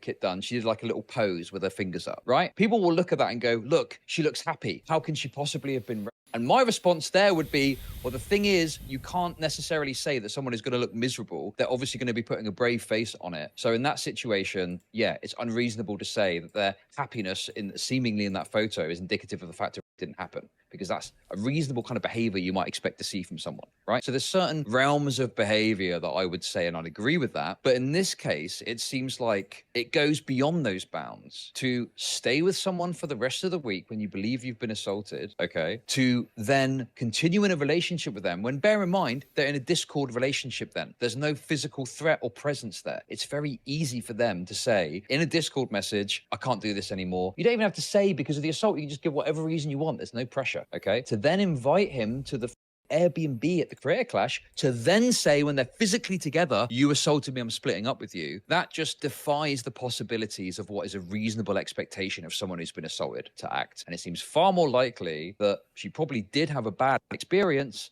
and has overstated it. Reasons I don't know, certainly. I don't know why she claimed this to him directly. I don't know the exact reasoning, but it just seems far more likely than what you've proposed. Maybe you're right. Maybe you're right. I mean, I'll grant you Why? that it's... Okay, Okay, listen, wait. mate. Let me say it. I just don't know. And obviously there's an extent to which I'll speculate on intentions and what happened and what didn't happen. But with that particular story, with that particular case of being assaulted, I don't want to run the risk of genuinely discounting the story of someone who could be telling the truth. And while what you're saying makes sense from your perspective, maybe if Lex was here to talk to us, she would have some different explanation for why that went down the way it did. And I just don't know. I'm not a girl. I've never been assaulted. It's hard for me to put myself in the shoes of someone like that. Okay, there are police detectives that have never been that will deal with cases. Like, I'm not saying that you're a detective or something, right? But I'm just pointing out that just because you haven't been through an experience doesn't mean that you can't weigh in and give insight onto it. I don't know. I don't want to have a go at you or anything. It just feels like, come on, man, like, you know, speak your mind on this stuff. Like, you know, what's the problem? If I have spoken my mind. I just don't know. I don't know. What you're saying is like plausible, but I don't know that that's the case. Okay, that's fine. I'm not hiding my opinion from you. Like what I've told you is what I think. Like, I don't know what happened there. The other stuff is like more black and white to me. The latent stuff, the stuff about the living situation, all of that is more black and white. This particular thing is just like, this one's more gray area for me, and I'd like to err on the side of caution. I just don't know. Cool. I'm not saying I don't know as in like, oh, I don't know if I want to say my perspective. I'm saying I don't know as in I don't know what happened. Sure. And I agree with that mentality. Of course, none of us truly know what happened. But with your approach to it, it just certainly comes across, especially with the criticisms of Don's response, that you were kind of automatically then going to be anti-Don's perspective, anti-Don's side, and siding more so with her. And so he is kind of like guilty by default then. You know, you even said that his response didn't really add up for you, you know, where she's the one with the story full of holes. That's true. That's true. You know, I guess. When we first spoke, you were saying she's been assaulted. Don's response wasn't great, but now when we're talking about it and we're you know, so is what you're saying to me. I'm struggling to figure out if you're trying to bring me over to the side of he's right, when I'd be more willing to grant you that maybe the truth is in the middle rather than her story being correct. Is that fair? Sure. You know, that would be perfectly reasonable to me, rather than kind of siding more so with her against him, just moving a bit more to the middle to say, okay, well, I don't know what happened. This unless assault, he's got a different story. She's got a different story. It's he said, she said, right? I agree with what you're saying, and I will grant you that I think that I should have been more even keeled, and that and really truly in the middle, rather than like, oh, I don't know if she told the truth, but he's probably like, I understand what you're saying. Yes, you're right. Okay. The fact that there were very substantive things they put forward, provable lies that Lex told, provable lies that Leighton told, and they're just never going to account for that, and they can just disappear. Lex can take a boost to the OnlyFans that she probably got off the back of it, and this Leighton guy can disappear. Yeah, it's crazy. Sucks, It's like it? there's no justice in this world. But ultimately, I think I stopped looking for justice a while ago. You say your piece and you move on. What can you do?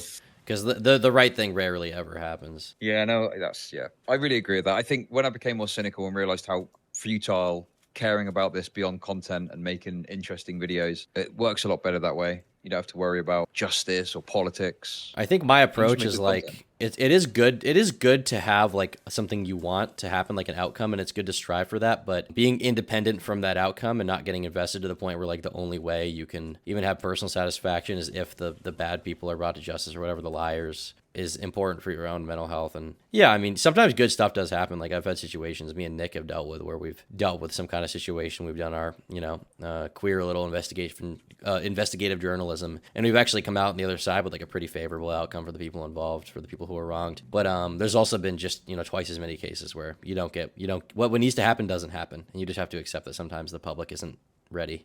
Okay, well, yeah, I mean, we can wrap things up there. We had a good convo. Thanks for having me on. No worries. Have a good one, man. All right, we're gonna watch the Nick is not green response. This is an hour long. We're gonna put it on 1.5 times speed. We'll power through it and we'll see what he said, and maybe he'll take responsibility for some of the kind of reckless actions I think he took in the situation. So a few days ago, I made a video about a friend of mine by the name of Lex, putting out a video about her experience with SuperMega and 2 of their employees, including a sexual assault that took place at Matt Watson's house. I would watch that video first if you haven't, or else this one's not going to really make that much sense.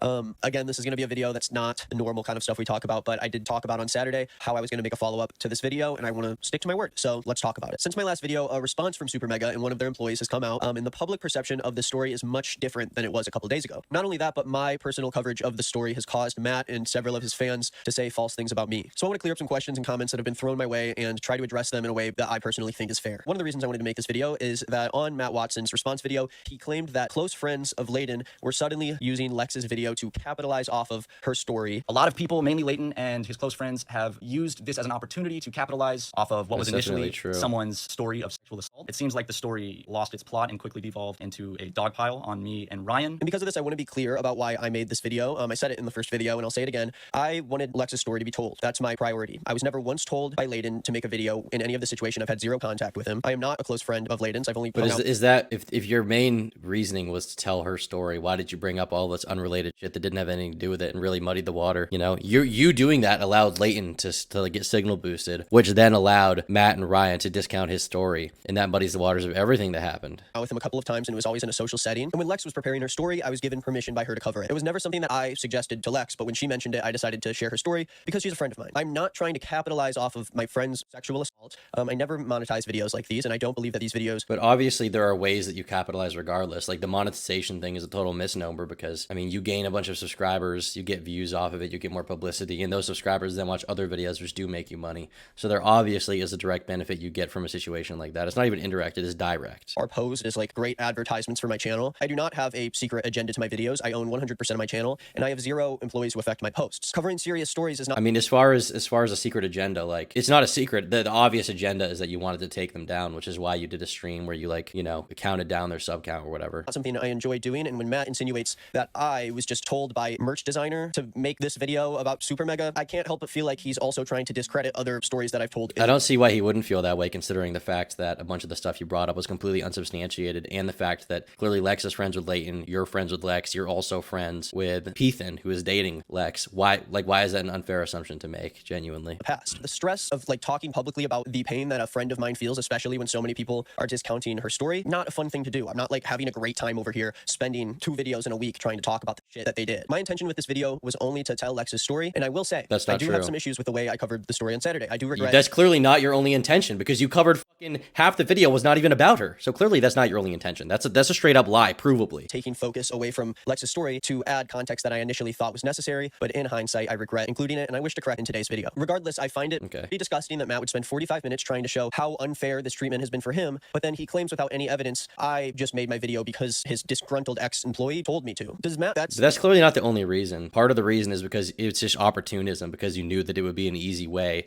to get an own on him by bringing up all these unsubstantiated allegations that you got from Reddit. all it takes to get me to make a video about something. I know it's easy to just throw shit up when your channel's not doing great and you only really want to post American Truck Simulator Let's Plays. But I have a real job with a real schedule that I keep up for my audience, and I don't make videos for... Once again, the like, you know, you don't have a real job. I have a real job. I make videos. You don't have a real job. You know, you play Truck Simulator. Bro, you talk about YouTube drama. You are not above a Let's Player. If anything, I would honestly place YouTube drama creators like myself below Let's Players, because at least Let's Players have to get by on their personality and like doing something. We piggyback off of other people's situations and personal lives. That's what we do. Personal vendettas. I don't see how in this situation I am possibly capitalizing off of a victim story. I think Matt does make... It's obvious. It's so obvious how you're capitalizing off of it, because if you go to your channel and you go through the videos, the video got almost 700,000 views. You got subscribers who then watch your videos and give you money. Like you gained you gained more of an audience off of that. It's very clear how you capitalized off of it. It's very clear how you springboarded that into a bunch of other allegations that had almost nothing to do with the initial claim, which were like provably false, by the way. A lot of interesting points in his apology that we will talk about today. But I think that this claim that he kind of ends his response with is extremely in bad faith, and it makes me question his true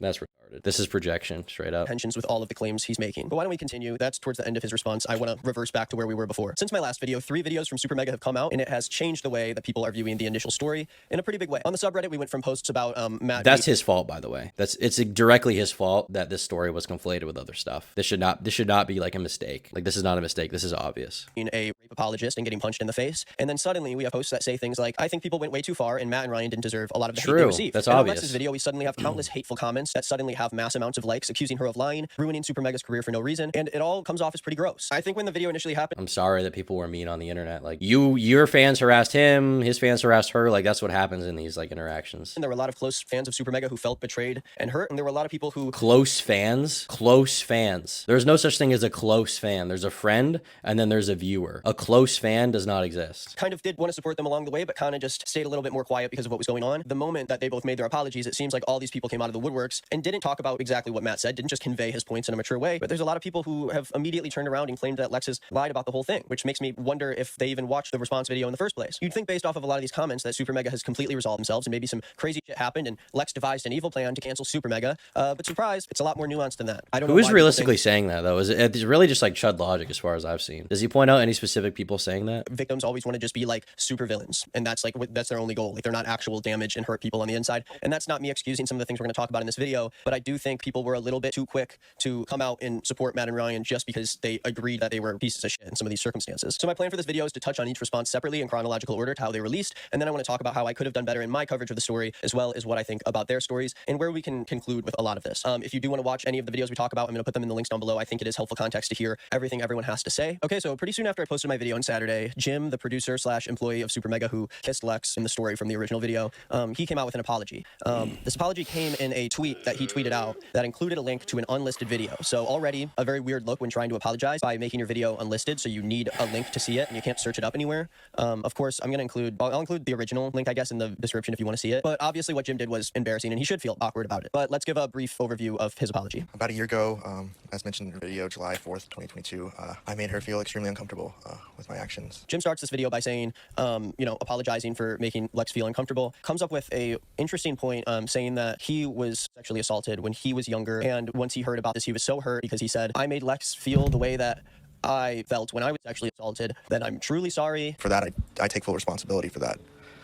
In college, at a party, I was raped by a man, and that's something that will sit with me for the rest of my life. If I ever made Lex feel a tiny bit like how I felt the morning after, I won't ever fucking forgive myself. It does come off, and a lot of people would agree that it was a little bit out of nowhere. I mean, obviously it's related to the incident, but when you're the person making someone else uncomfortable, I think... The guy who says it's out of nowhere is the same guy who previously said that they called Chuck E. Cheese Chucky N-word cheese in the same video, and called out a sexual assault allegation. He's in no position to have an issue with this, frankly. It's a little out of nowhere. I think it was a lot out of nowhere, half of your fucking video. video, Nick. It's more important for the apology to come first. A lot of people kind of noted this in the comments of the public one, saying that it took him a minute and 25 seconds to make this about himself. Jim's too much of a coward to keep this up himself.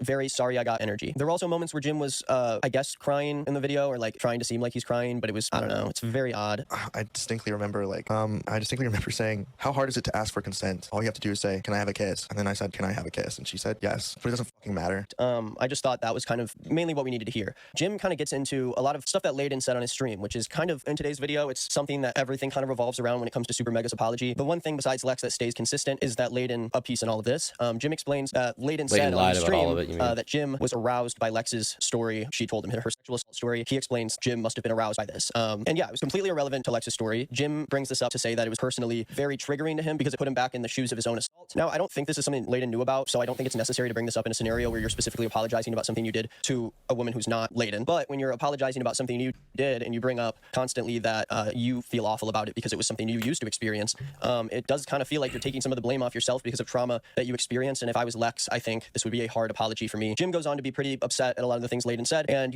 we will continue to talk about it, but I do think the way Layden handled that specific instance was out of hand. I do think that he should have handled that completely separate from this apology, especially because the apology is unlisted and everyone's watching it through these links. This video's so long, it just man. felt like he kind of freaked out and had to get it out. The apology wasn't super well received. It was posted publicly, most people clowning on. I feel like just because he brought that up doesn't mean it's like insincere. Like just because he brought that up, like I feel like that is integral. Like it almost shows remorse if he's saying like, I'm sorry if I made Lex feel the way that I felt. Like that, if anything, that would speak to his remorse even more because he understands her position on him, and the Super Mega audience was not being super forgiving about it. Most people think it was pretty lame. Around the same time, a series of screenshots from the Instagram close friends story of Matt's current girlfriend were posted on the subreddit. She posted shit on her close friends. Someone was a snake. They put it on the subreddit. I don't think that Matt's current girlfriend should be a part of the story anymore. I'm not going to say her name, and I regret bringing her up initially, but I do think that these stories actually give us necessary context to how Super Mega was handling this controversy behind closed doors before it happened. And this was before Matt or Ryan responded. I think it was around the same time Jim posted his apology. It left a lot of people with a weird taste in their mouth. She tweets on her private Twitter, dude, just know people are fucking lying about me like crazy, and the only reason I haven't said anything is because Matt and my friends told me not to, because Matt is going to take care of it and tell everyone the truth in his response, debunking everything. Yeah, he told her not to say anything, and she did say something, and it got out. I don't understand how they could be worse at handling controversies, because it's very obvious what Matt's attitude about this is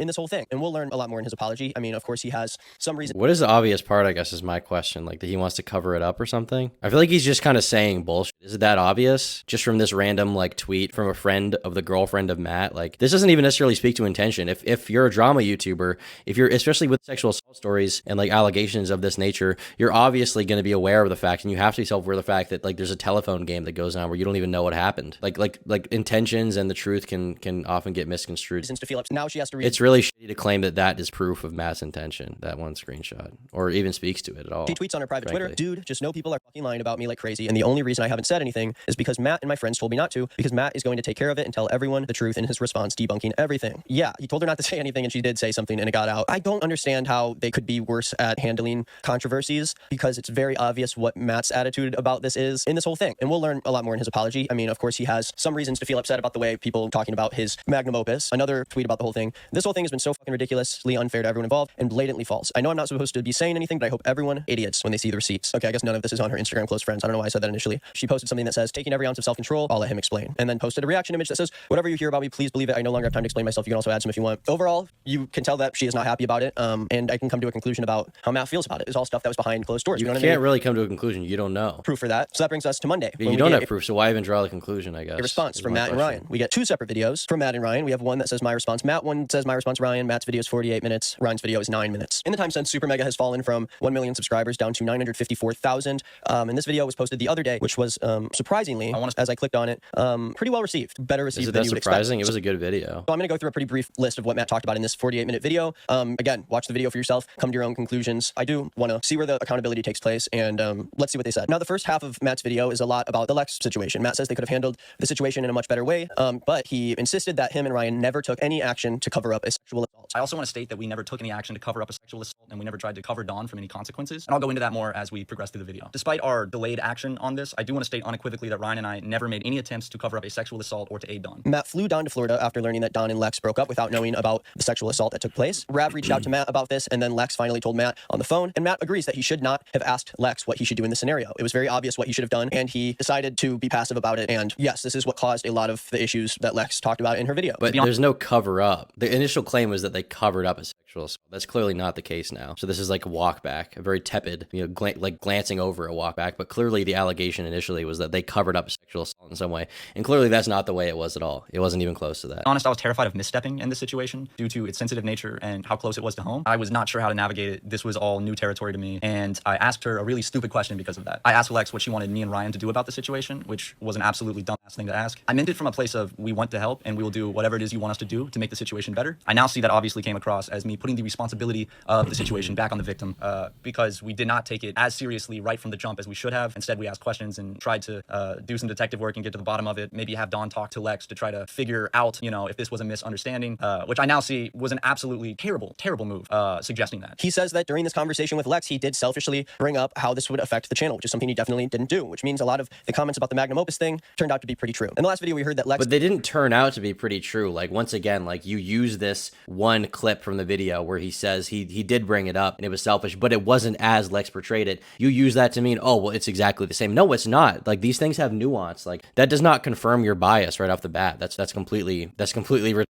And Rav both separately said that SuperMega told Lex that since Don wasn't technically an employee and he was a contract worker, that they didn't have to fire him or do anything technically. Matt doesn't understand why he would say this. He basically chalked it up to miscommunication. I don't see the logic in that or why I would have said that because that's not something I would have said. I think it's more realistic that something was misinterpreted or miscommunicated there. Honestly, I don't know how that miscommunication would happen or how Lex and Rav would say something that is that specific, but really just is up to whose word you're going to trust. Matt says that him and Ryan had No, it's up to it's actually not really just up to whose word you would trust. Ultimately, I think it has to be up to who's more consistent. Not just like this idea like, oh, it's in the air. And so far, who's been more consistent is Matt and Ryan, to be honest with you.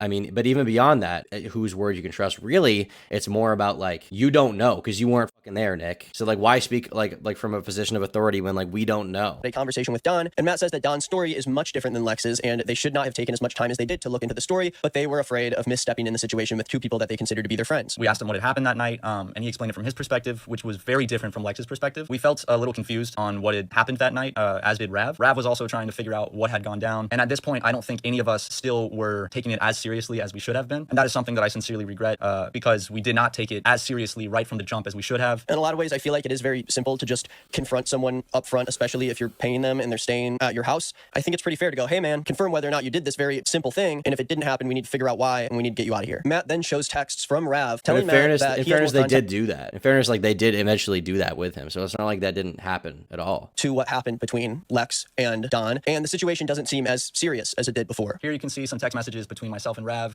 where Rav is saying that he figured out a little more context on the situation at one point. Rav did wisen up quicker than Ryan and I did, though. I think that he took it more seriously than we did. We were still confused and not sure what to do, and we messed up. Now, this was before Lex's call with Matt, but Matt makes it clear that Rav ended up wising up and he took Lex's side in the situation before him and Ryan did. Matt reiterates that they did nothing at all to cover up his sexual assault, but he did say that Don's sexual assault is the reason that he left SuperMega and why they didn't answer questions from fans asking about where he had gone for like a year. I do want to state unequivocally that. But the thing, like, there's a difference between actively covering up versus just not saying anything because you're under the impression that the victim doesn't want it out there. Lex, at least according to Matt, if we're to believe him, I don't know if we can, but let's say for the sake of argument, right? At least according to him, Lex had a conversation privately with him where she said, I don't want this to become like a thing. I don't really want it out there. And it's her story. So the idea that like they would publish that is completely silly. And as someone points out in the comments, it's really disingenuous and in bad faith to compare the situations with Jackson and Lex and say everyone knew about the Jackson situation. Why didn't they tell everyone about Lex? One of those things is someone stealing money from the company. Another is a sexual assault where the victim asked to not have her story shared. They're not equivalent situations. And for all the justified criticism of their missteps in handling the situation,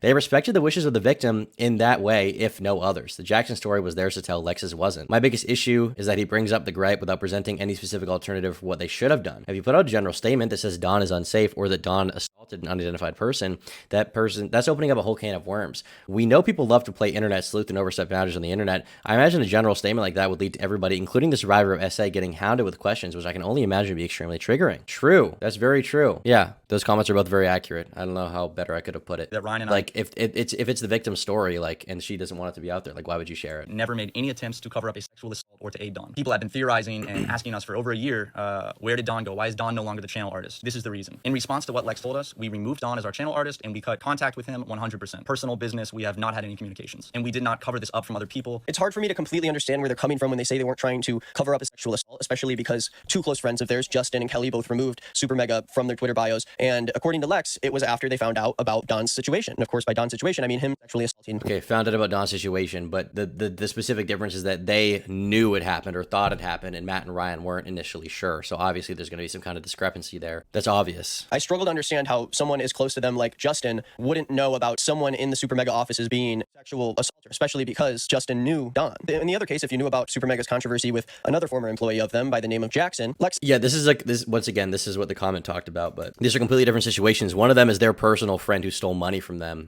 The other one is their personal friend who supposedly sexually assaulted someone, and there's another victim in that situation. In the case of Jackson, the victims are Matt and Ryan. In the case of Lex, the victim is Lex, not Matt and Ryan. So ultimately, they wanted to give her the autonomy to tell her story, which, at least according to Matt, once again, following this line of thought, we don't know if this happened, but I think it's reasonable that this could have happened, right? She didn't want it to become a thing. Says in her video that she knew all about the Jackson situation. She was with Matt when it happened, and it seems like their whole office was aware of that. It feels like not bringing up to the rest of your office. And also with something like that, like maybe you just don't want to bring it up because once again, it's like it's her story, you know? It's her story. This is much more sensitive. With the story about Jackson, Jackson was stealing from the business. Jackson was stealing money from the business. What happened between Lex and Dawn didn't happen at the business, didn't happen at the office. It happened at Matt's house, outside of the business, right? And also it was regarding one employee and one, I think at the time, non-employee, versus, you know, with Jackson, it was one employee using their Amex card to rack up, you know, stupid expenses. There is someone working amongst you who has sexually assaulted another person working amongst you, especially if all these people are friends with each other, then I just can't understand. But once again, you didn't know if it happened. It should be so obvious to understand because, I mean, with Jackson, it's so obvious because the proof is a fucking credit card statement. You know, you don't have that with a sexual assault. You don't have a rap sheet even. Like this person was not arrested. There was no jail. There was no official investigation. How they weren't trying to hide this from the people around them. But Matt's answer to that would be that they didn't tell other people or the public about this because Lex wanted the situation to be private and they didn't want to speak for her. And she expressed that she did not want this to be a thing that was public.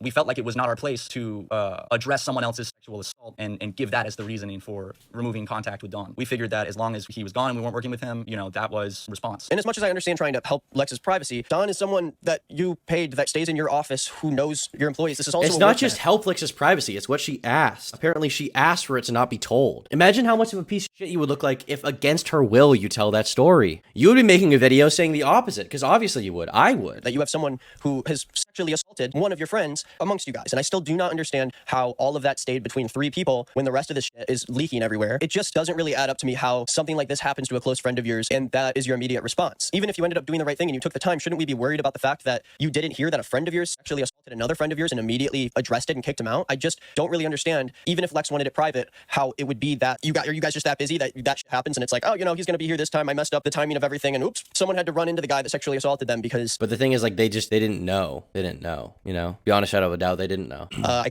had too much going on. If you have too much going on and you can't take care of that, you need to hire someone who can, or else you don't deserve your business. You don't know how to handle it. This isn't a question of whether or not they didn't know her intentions or whether or not everything was as serious as it was. This is a personal thing that is happening to friends of yours. This isn't like something on paper where you have to like figure out how to find like physical proof that something happened. I think I can never imagine that happening to a close friend. It kind of is something that you have to, especially when it's between two friends. Like, what, you just pick one friend randomly? And having the power to do something about it. I can never imagine. Guys, I'm a better person than Matt. Kind of just like waiting for the victim take action rather than help her tell her story. Does admit that they were cowardly in the scenario and they should have cut contact with Don immediately. Took much longer than it should have. Matt says it was his fault that Don was around the Super Megaplex when Lex was there and it was handled in the wrong way. He said that he was fed up with Don staying at his place after learning about what happened to Lex, but sent Don to the office to stay with Rav and forgot that he told Lex he would be gone. Lex also brought up an instance where she went to go stay at the office and Don was there. This was a complete accident and misunderstanding on What's my the hat end. he's wearing? It's like epic, ironic, weed hat, haha, weed.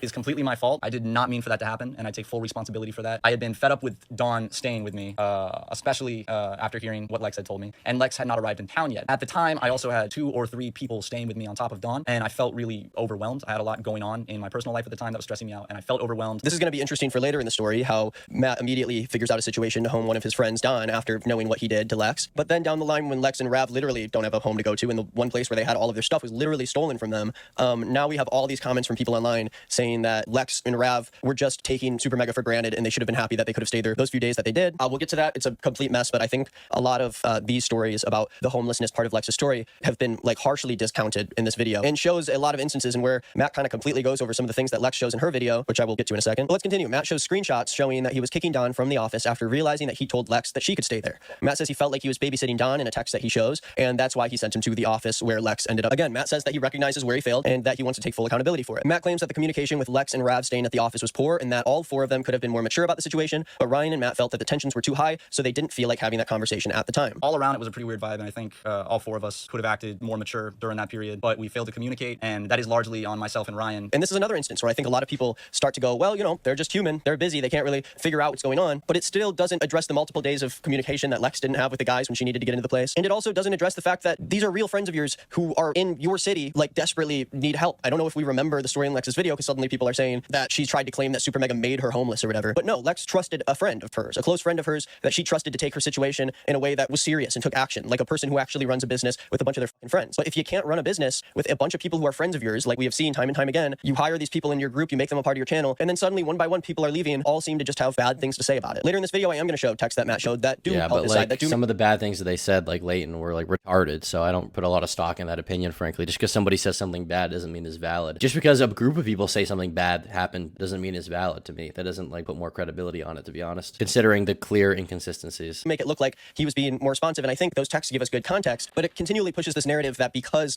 Leighton and Lex were nice to Matt and Ryan during this time where apparently they were miserable, that means that they were somehow lying about that thing. And I don't know if a lot of you are the same way, but I feel like when someone has the resources like SuperMega has to take care of people close to them, there's obviously a dynamic here in which Rav and Lex feel like they need to kiss up to Matt and Ryan. She even said it in her video that that's why she was being so nice, because she was desperate for a place and she thought she had a friend who could provide it to her, but she was more and more feeling like she was overstepping and more feeling like they wanted her out of the house. And just because they're nice over text doesn't mean that disproves what they said later, which is that it felt like they were one step. Can we skip to the Leighton part? Because I want to see the Leighton part.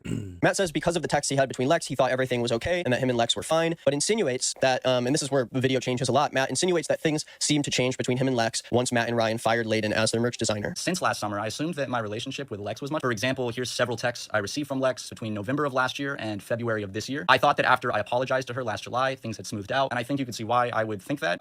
That communication ceased around the time that we fired Leighton, who is a close friend of hers. A big part about this video that Matt and Ryan were very upset about is the comments that Leighton made about Daniel and his suicide and the way that Matt and Ryan handle it. And if you've dealt with suicide, you know that grief is different for each person, and you know that there are a lot of complex and confusing emotions that come with the grief regarding suicide. Some of those include anger, and if I ever expressed that to Lex, which again, I firmly believe that I did not, if that's the case, then I find it wildly inappropriate that Lex would use something I said in a very vulnerable state to weaponize and to make me look worse. Of course, I see how Matt and Ryan would respond to this in a negative way if it's not true, but in the same way, Matt brings up even if it is true, it's ridiculous. That were brought up in this situation, and it's another thing that he was pretty upset about in terms of people dragging in other people into his life that have nothing to do with this. And I don't think it was appropriate or necessary to drag both my current girlfriend and my ex-girlfriends into the line of fire. They are both being harassed viciously, and their personal lives are being used as weapons to make me look worse, and I think that's completely unacceptable. And although I do think that there were a lot of instances that were unnecessary to bring up about you, in the same way, your life is so connected. I mean, you say it yourself that SuperMega is your magnum opus. It is a part of you. Your personal life is a part of this channel. And when your audience feels like you led them on to be a different person than you actually are, a part of your job, as sad as it is, Matt largely includes a lot.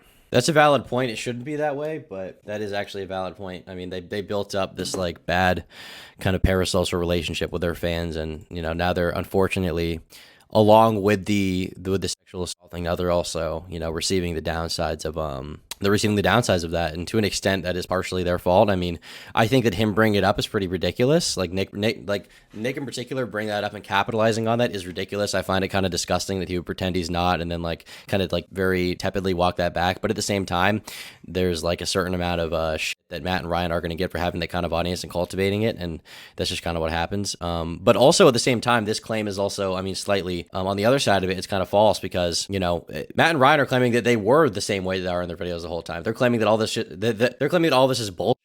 They're claiming it's not true. They're claiming that everything from the Reddit post is basically that Leighton, put out is basically not true. So yeah, on one hand, parasocial relationship bad, and Matt and Ryan did cultivate that a bit. So there's a certain amount of responsibility for that. But at the same time, they're claiming that what Leighton said is false. So at the same time, it's kind of retarded. retarded, you know? At the same time, it just doesn't really add up because they shouldn't be suffering. If it's false, then there's no disconnect between the viewers and Matt and Ryan. There's only disconnect between these like disgruntled employees like Leighton who are lying. A lot of his personal life and his content, and even if he keeps one thing private, I feel like when a former friend of yours comes forward about sexual assault that happened under your home, behind closed doors, you shouldn't be saying that Matt's going to be debunking everything and that he's going to prove everyone wrong. We're all going to feel like fucking idiots. But we don't know that he said that. We know that someone said that he said that. That's pretty necessary context that your own girlfriend is calling all the people who believe in this girl's story dumb as shit because you're here to like disprove it all. And yes, a lot. But she didn't say the girl's story. She said a lot of the stuff. She never specifically said Lex's story. So that right off the, I mean, that's very facetious. That's not what happened at all. The situation has a lot of nuance. Conversations between people that, from our point of view, we're never going to hear. I am not surprised that they came forward and they don't feel the same way Lex did. Of course, they don't feel the same way Lex did about the whole situation, or they would have done something right. But that's our main issue, is that any of this happened in the first place. Of course, this whole thing is pretty messy, but I think we should kind of move past all of the relationship stuff. A large part of it being messy is because of you, frankly, Nick. You brought up the relationship stuff. Now you want to move past it. You brought it up in the first place. Matt does talk about a lot of the romantic things that happened between him and Morgpie, who was the person who had a stream about her very short like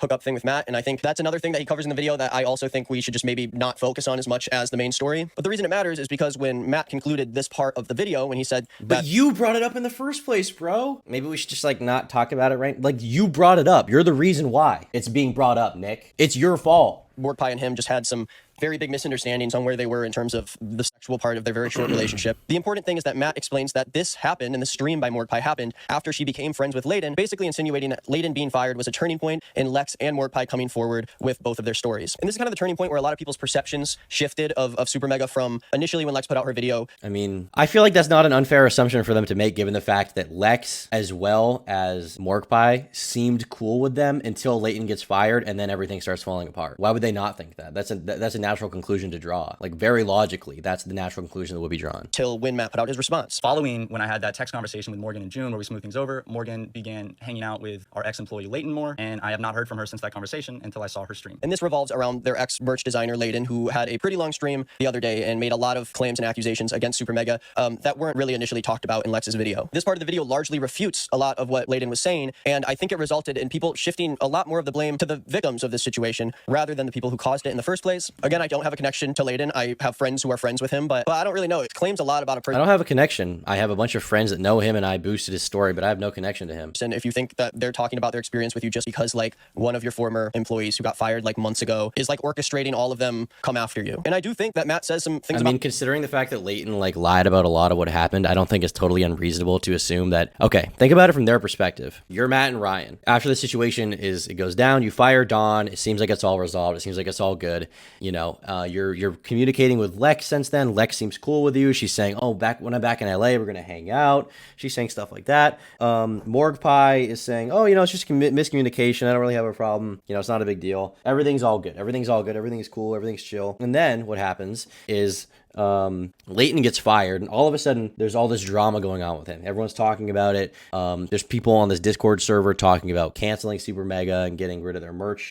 All of a sudden, Lex's story comes out after she's been silent for years about it. She starts to talk about it. Like, that's not an unfair conclusion to draw. That's not even being conspiratorial. That's like, connect the fucking dots here. You act like it's totally unreasonable to assume that, you know? You're willing to believe, your friend, Ethan, is willing to believe that Matt Watson liking a tweet about The Sopranos, you're willing to believe that this is evidence. That's, you're willing to believe that him liking this is evidence that he is, trying to intimidate the victim. Tough Guy over here was liking pics last night of Tony Soprano killing someone who ratted on him. A tweet that came out the same day. It wasn't an old tweet. It was just a tweet he probably saw on his timeline that he liked. You're willing to believe this crazy, batshit, delusional, schizo conspiracy theory, but you're unwilling to believe that like Matt and Ryan would come away with that perspective from this? Really? That seems too far-fetched for you? About Leighton in here that don't make him look great about the situation. I don't think he should have said anything in the first place, and I do regret talking about it because it has become this conversation over whether or not Leighton was like the mastermind behind this thing, and insinuating that both of the women in this story are coming forward only because they're friends with this guy who hates them. Leighton can talk shit and lie about you guys as much as he wants, but I think it's kind of insane to think that that was the turning point for Lex to speak out about. It's not that insane. It's really not that insane, because it's only after that happened that she started doing that. Actually assaulted in your house, especially because she's being harassed endlessly and she's not even a YouTuber and had to put a video out on a channel that didn't even have anybody there to watch in the first place. And I do want to clarify here that when I say the turning point for Lex to tell her story, I very well think that Leighton could have convinced Lex and given her the courage to step up and say something, but I definitely don't think that everything was good between Lex and SuperMega,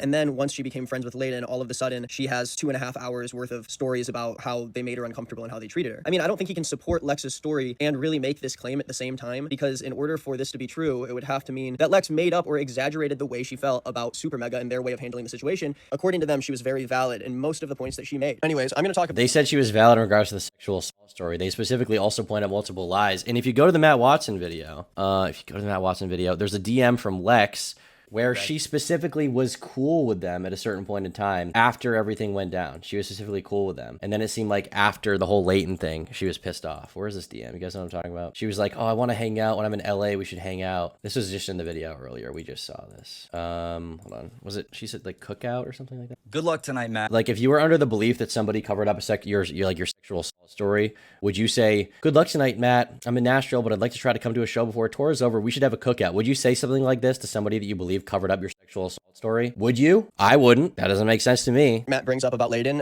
talk about what I think about it and where some of these missteps may have happened. Because while I think that the YouTube comments are pretty gross on all the videos, I mean, literally like one of the top comments on their video is like, can we please just talk about the fact that they're all attacking Matt and Ryan so hard, no one's attacking Don for sexually assaulting someone? That usually happens when the people who are watching over all of this, the biggest platform, they're the only ones that are tying this whole thing together. None of this would have really happened if she was not put in that position. So Matt says that since Leighton... I mean, that's not true. It would have happened because she started dating Dawn. She wasn't dating Matt or Ryan. So obviously it would have happened regardless. She wasn't dating them. Was fired in March. He has been on a vindictive campaign to deplatform them and ruin their image. Matt shows texts from Leighton showing that he was sorry about mistakes that he was making in the company and that he was ready to leave SuperMega because he felt like he couldn't handle the job. Matt and Ryan ended up letting Leighton go. Originally, he was even thinking about leaving himself. Matt heard from sources that Leighton said that if things went south with him and SuperMega, he could easily get them canceled. But when they brought this up to Leighton, he swore he didn't say any of that. Matt said that Leighton was all in on all the jokes they were making about him. He even encouraged them up until the point he was fired. Matt shows a lot of texts from Leighton showing that he was fully comfortable with the jokes and that he didn't blame Matt and Ryan for any of it. And although I do believe that there is a very obvious dynamic, if you have your boss above you, telling these jokes, even if they do ask you if you're okay with it, it's obvious that Leighton was in a weird position with SuperMega where he constantly felt like he was on like the brim of being fired. So I do think in that case, there's a lot of ways where he could be sending them positive texts to make sure that they don't get rid of him. But at the same time, that doesn't really fall on SuperMega as much as it falls on Leighton for properly communicating that he wasn't uncomfortable with these pretty disgusting jokes everyone was making. At the same time, I think that there were some major cues that were... What did he say? Disgusting jokes. Like Leighton was partaking in it. He was a part of it. Missed by Leighton. And when him and SuperMega split, there was definitely a lot of tension there that turned into something that it really shouldn't have. I think everyone is, of course, valid to be able to tell their story about the situation. But no, they're not. If their story's wrong, they're absolutely not valid. Because he was someone who was close to Lex, he should have taken that time to really raise her story up. And instead, he made a lot of claims that Matt was able to refute in this video, and that in turn made Lex look not so great anymore to a lot of people. Lex said herself publicly that she was upset. It made Leighton look like a liar. Yes. Leighton lied. Can you just say Leighton lied? Is it that hard to say? Leighton pathologically lied about what happened, and he was caught. Why can nobody say that in a fucking YouTube video?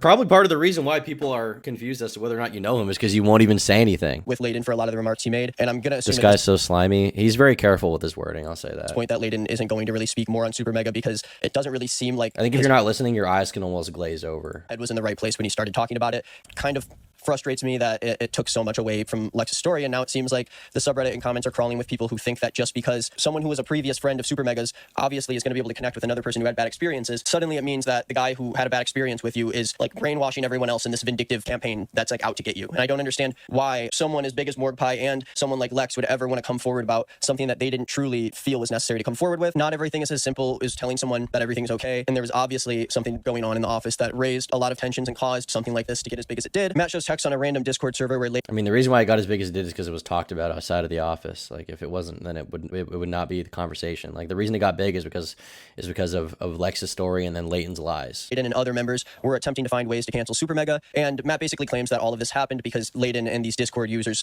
were trying to figure out a way to ruin his career. He has screenshots. I don't even know from what. They're just like random Discord screenshots, but he is claiming that there has been a group of people that Leighton has worked with to try and organize the best time to speak up about their feelings on the channel or whatever. I later received anonymous screenshots that were leaked from a Discord server that's just dedicated to hating on SuperMega, the members of which created and spread horrible lies about my ex-girlfriend on Tumblr. They have harassed me for years. Some of them also write underage sexual assault fanfiction. These screenshots detail the exact situation Leighton was in with his employer. That's how I knew that they were real, because I knew about this agreement. And Matt also scrolls through these screenshots in a thread on his Gmail that says Leighton evidence thread, which makes it clear to me that they kind of foresaw Leighton coming forward about this stuff and had a lot of this prepared, had a lot of these screenshots and stories prepared to make sure that Layden can't deface them. And while I don't have evidence on the other side for this, I just want to at least put the information out there so you guys can see it. I think Matt covers a lot more in his response video. I think it's smart to watch that to really make sure you see the whole thing. But yeah, Matt even brings up tweets from Ethan claiming that SuperMega would say slurs behind closed doors and claimed that Ethan has really only been with them a few times and that Lex is a person of color and why would they use slurs around her. Shortly after, one of Leighton's best friends, who is Lex's boyfriend, tried to instigate drama on Twitter by lying and saying that he has heard us say the N-word multiple times. In reality, we've only met this individual a handful of times, and it's mostly been at social events and always accompanied by Lex. So to think that we would just casually be dropping the N-word with a hard R in front of not only someone who's a stranger, but also a woman of color, yeah, that makes a lot of sense. But The fact that not even like Lex brought that up seems confusing to me. Like Lex didn't bring that up, but Pethan did. See why in a story that you otherwise think is true, Lex would suddenly lie about these things that are very serious. Did she Again, say I would that? watch the video for yourselves and see where you fall in it, but a lot of I this could stuff... be wrong. I actually don't know if she said that they said slurs. I don't really care that they said slurs, to be honest with you. I mean, I've been forthcoming about that. I feel like even if they did, maybe that is a grievance that you legitimately have. And, you know, obviously if you're black, I don't blame you for having that kind of grievance if they're saying that around you. But at the same time, I feel like it shouldn't have been brought up in the sexual story. It has no bearing. It doesn't change the story. It really doesn't. Just ends up being personal shit that we can't really prove, and it's not going to hold as much weight because of that. But I'll continue. Matt says that Layden's campaign trying to ruin their career became downright creepy and obsessive. He clarifies that he is not saying that Layden convinced Lex to come forward. He is not saying that this is some methodical move by Layden, but he does say multiple times that all of this just happened after they fired Layden, and that he's very sure that this is the reason why she came forward. Leighton would frequently slander myself I don't blame him for connecting the dots that way, to be honest. and Ryan to fans on his Discord server. He even went as far as to join a fan's 18-year-old birthday drunken Twitter space to shit talk us. This stuff was creeping us out. He was obsessed with us and wouldn't leave us alone. And at this point, we were fully expecting more of Leighton's close friends to eventually speak out about us for one reason or another. And now a lot of them have. I did want to include a little more of this part because I feel like I missed a lot of the claims Matt was making and a lot of the things he was refuting. But basically, he has a couple parts in this video where he talks about things that Ethan said that he outright denies, along with some things that Layden did to spite SuperMega that really kind of put Matt and Ryan on edge in the first place, and gave us a little bit of an explanation of how someone like Layden would leave SuperMega with such a bad taste in his mouth, which doesn't excuse how it was affected or how it was heard by other people, but I don't know if this is a strong point for Layden's case. I don't know. There is a lot of claims that were being thrown that way, so I can see how he would see that Layden was, you know, throwing Dude, a bunch Chuck E. Cheese owns you, little bro. CNC owns you, little bro. of stuff at them and getting in the way of Lex's story. But I think there was a better way of them to tackle this, to, you know, claim that their communication with Layden was way different than he claimed, while at the same time pushing up Lex's story, because it's like they keep saying most of the stuff Lex said was true, but then they go around and keep saying that this vindictive campaign only began once we fired Layden. But if these things happened to Lex anyways, and you think you should have done better, then I do feel like that's the bottom line. But then again, you do have the right to turn around and refute that, and I do think Matt went as far as he could to refute a lot of the things Layden said. Leighton wasted no time to go to Twitter to make her story about himself and to jump on the opportunity to air out his personal grievances with us. People on Twitter even noticed this and they were quick to call it out. He finally had the freedom to exaggerate, misrepresent, and flat out lie about myself, Ryan, our friends, our partners, and our company. He did a 3-hour stream, so I'm not going to go into every point, obviously. It seems that he I'm not saying Leighton's silence is evidence that he lied. I'm saying the evidence that he lied is in Matt's video, but the fact that Leighton hasn't said anything about it is very concerning to me. The fact that Leighton and Ethan have said, I mean, almost nothing about it. Let's see if he responded. Let's see. He hasn't really tweeted much about it. He just tweeted the girlfriend's post, I guess. Also, I mean, he did apologize for what he thought he did wrong, and then he debunked what he thought was. And this is also before the actual video came out. Since it's come out, he said nothing. He said nothing about it. I don't know. That's kind of here's where Leighton called Nick a friend. Hold on. I tried to kill myself. Those two were with me for 24 hours basically after that. And the true amount of friendship, Ethan, Lex, Jordan, Nick, I'm trying to think of like, I'm probably gonna forget other people, but like there's so many people that I've been. Well, Leighton's a liar in the first place, so maybe I just don't want to believe that. There's that, right? I mean, if he lies about other stuff, why wouldn't he lie about that? That is interesting at the very least. tried to throw anything and everything he possibly could think of at the wall to see what would stick. I think that's pretty obvious and telling of his true motive here. Again, even though I am friends with Ethan and Lex, I don't know really anything about what happened with Layden here. So I was at Ethan's house and I saw what happened tried to kill myself. Those two were with me 24 hours basically after that. And the true amount of friendship, like Ethan, Lex, Jordan, Nick, like I'm trying to think of like I'm probably gonna forget other people, but like there's so many people that I've been introduced to in the past year that have truly shown me true friendship that I hadn't actually realized before. But I don't really touch on this as much as I want to in the video, so I'll say it now. Layden made a very That big Leighton kid is crazy. mistake making the stream he did and talking about his This had to be an editor's note. experience at the time that he did. I personally trust his word. I wouldn't be surprised if Lex felt the same way. And although that doesn't change any of my feelings on her personal story, I do think it was a necessary thing for Matt to bring up just because of how many different accusations accusations Layden was talking about. I do think because of how many different things Layden said without much care during his stream, Lex's story was suddenly overshadowed, making that Matt was very easily able to dismantle, and I think that may have been the biggest mistake in this whole situation. I know that Lex does not feel good about how it went from her perspective. Even though she is a friend of Layden's, I know that she was surprised and pretty upset the way that he handled the situation. Again, there is that power imbalance there, but there's no way of us knowing if that was a real tension on the relationship. Matt claims that Layden tried to throw everything he possibly could at the wall after Lex's video. He shows texts that show Layden complaining himself in group chats about Rav and Lex staying at the Super Megaplex for too long. One of the bigger things was that Matt outright completely denies that they have ever said the N-word, I guess at least in the past few years since Super Mega began, and they said that Layden's claims about his relationship were largely overstated, and he does admit to making a mistake and being unfaithful in his last relationship and cheating on his ex, not to the extent that Layden shared. He said that a lot of what Layden said about his relationship was outright false. Not that that should have ever been something anyone cared about in the first place, frankly. Huge accusation that he made is that we love to toss around the N-word. I'll admit we make crude jokes behind the scenes, obviously, but we would never drop the N-word. I know our past on YouTube is more questionable in 2016 to 2017, 2018,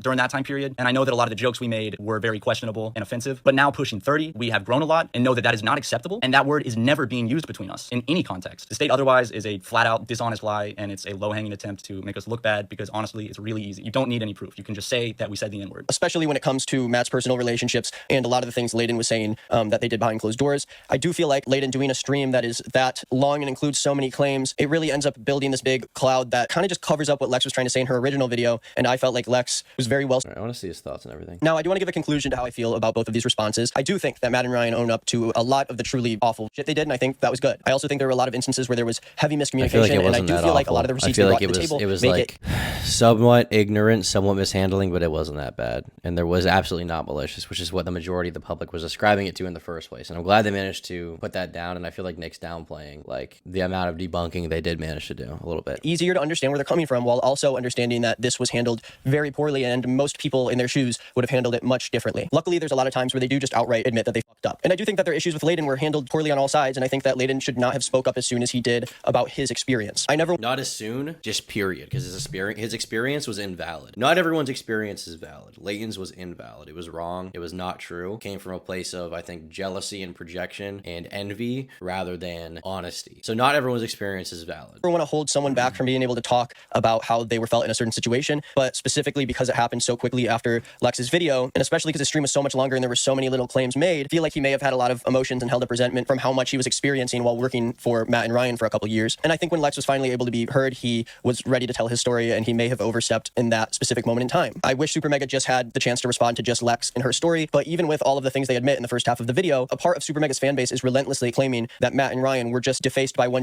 Obviously, they weren't going to just like respond to that, to the Lex story though, because you, who made the biggest video about it, that had the most egregious and specific claims, also talked about, you know, more than half the videos about other random shit that didn't need to be thrown in there. Disgruntled employee who had a vendetta to cancel them. And while I think that they do have evidence to show that Layden overstepped in terms of how he followed up Lex's video, and if I was Lex, I would understandably be very, very upset. But I think boiling down any of what she says in her story to just being controlled by Layden is disgusting and untrue. None of this should have a massive effect on what SuperMega did and what they even admitted to doing in this video. Despite how many times Matt can say he messed up, this video insinuates strongly that Lex would not have stepped forward if it were not for Layden, and that all of these people, including myself, have bought into this agenda that we need to take down SuperMega because the ex-merch designer that you fired told us. Well, I don't know. Well, who would believe that? There's a stream they did this like countdown super mega sub count. You guys know what I'm talking about. There's some stream they did where they smoked weed together. Okay, so I've just found 2 days ago, Ethan is online, Lex's boyfriend on big lefty YouTuber. Who would think that they were like shitting on them when they did a stream, literally specifically like cheering on their cancellation and them losing subscribers? You have their sub count there. They're specifically cheering on them losing subscribers. Obviously, it was intended to be a hit job more than anything else. Dying right now, and not some of these people. Hey, there is no God. There is no God. Like, it's obvious. Your intention is out in the open. Nick did a great video. No, I don't. Yeah, he didn't. Yeah, bro's listening to his own music, smoking weed, and celebrating Super Mega losing subscribers. It's like, why would you not think it's opportunistic when you're doing a stream counting down their sub count? Like, specifically cheering on the death of their business because of your personal grievances with them. I'm asking that people use their common sense and maybe take a step back and look at this guy does look like Matt.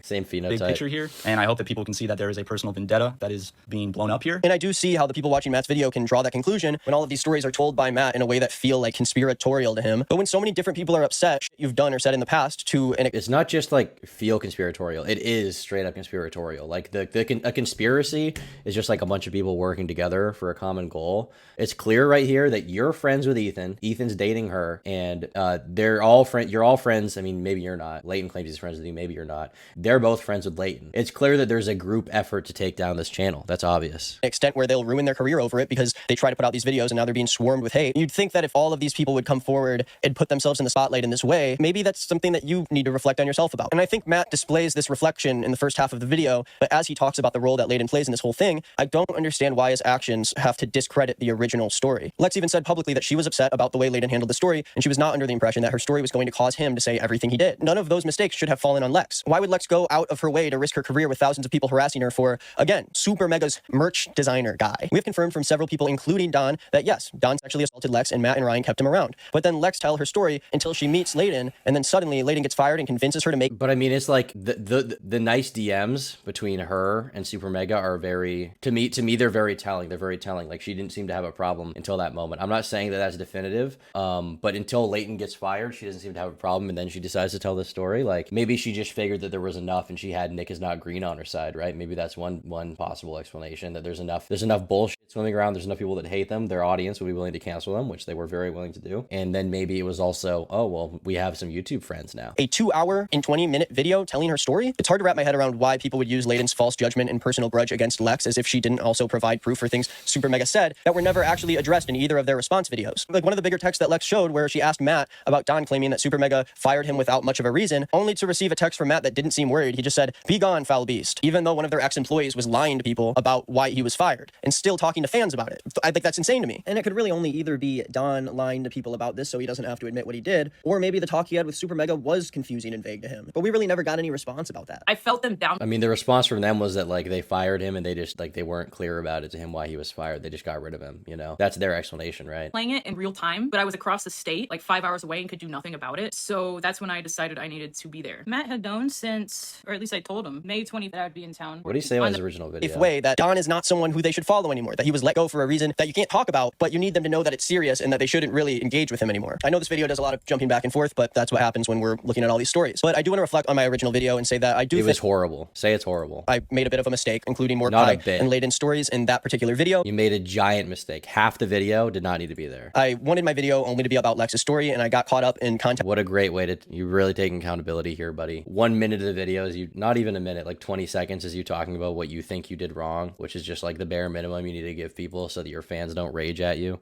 When not that your fans probably would anyway, because they don't give a shit about the truth. Text that I personally thought was important and necessary for the story, but I really should have only touched on Lex's video from the start and what happened with her and Don and Matt and Ryan specifically, since that was my goal in the beginning of the video. Apparently is not the goal, but that's clearly not the goal. Like, clearly your intent, even if that was your intention off the bat, your intention no longer matters if you bring up all this other shit. Frankly. You know, despite that, I've still received several comments on the original video claiming that I put out my video about Lex without waiting for SuperMega to respond and that I was taking a side before hearing everybody's definitely sides. did. And I thought I made this clear before, but of course, I'm going to take the side of a personal friend of mine when she comes out with a story about her own sexual assault. This isn't like an online, like normal thing where I look at all the facts and I make a decision. My friend was assaulted and never... But you have to treat it that way. When you're a public figure, with an audience, if anything, that destroys your credibility, because when you know someone personally, you're willing to just believe them right off the bat. That destroys your credibility. Why would I trust you on other stories when you know someone vaguely, or when you're friends with someone, you're willing to go to bat for them on your YouTube channel even if they don't have distinct evidence of what happened or you haven't heard the other side. You had no idea what Matt and Ryan would say, and you jumped the gun. That destroys your credibility as a YouTuber. Felt like she was able to be heard, and obviously I believe her word. There is no way where I would look at that situation and hear her story. Do people think that just legitimately she just wants to outright lie about the way they treated her for no reason? I don't really understand where people are coming from when they call me a liar with an agenda and they call her a liar with an agenda. Where do you guys think we're coming from? You think we're like a part of the Illuminati or something? I mean, that's a total obfuscation. No, I think that you opportunistically saw a situation that you could benefit off of by talking about it on your YouTube channel, and you did that. That's what I think. Conclusion to this is that SuperMega made some very rough mistakes in the past couple of years, and it seems like there was a lot of carelessness that snowballed into a problem that got too big for them to handle very quickly. At the very best, these aren't evil guys. They're just really, really dumb, and they don't really...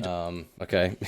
Really? They're not evil? SuperMega is full of horrible people? You literally call them horrible people in your video. Like, you call them horrible people. Let's see the video. SuperMega is full of horrible people with Matt and Ryan in the thumbnail. What the fuck did you expect? Deserve to have the company and the team and the platform that they have with the way that they've handled it, especially because of the way they handled Don and how they put several people in unforgivable circumstances, including many people who worked for them. They dropped the ball on people that they were supposed. Okay, this video is bad. Both of Nick's videos are bad. This one, like, he walked back just as much as he needed to, but it's not a real acknowledgement of his mistakes.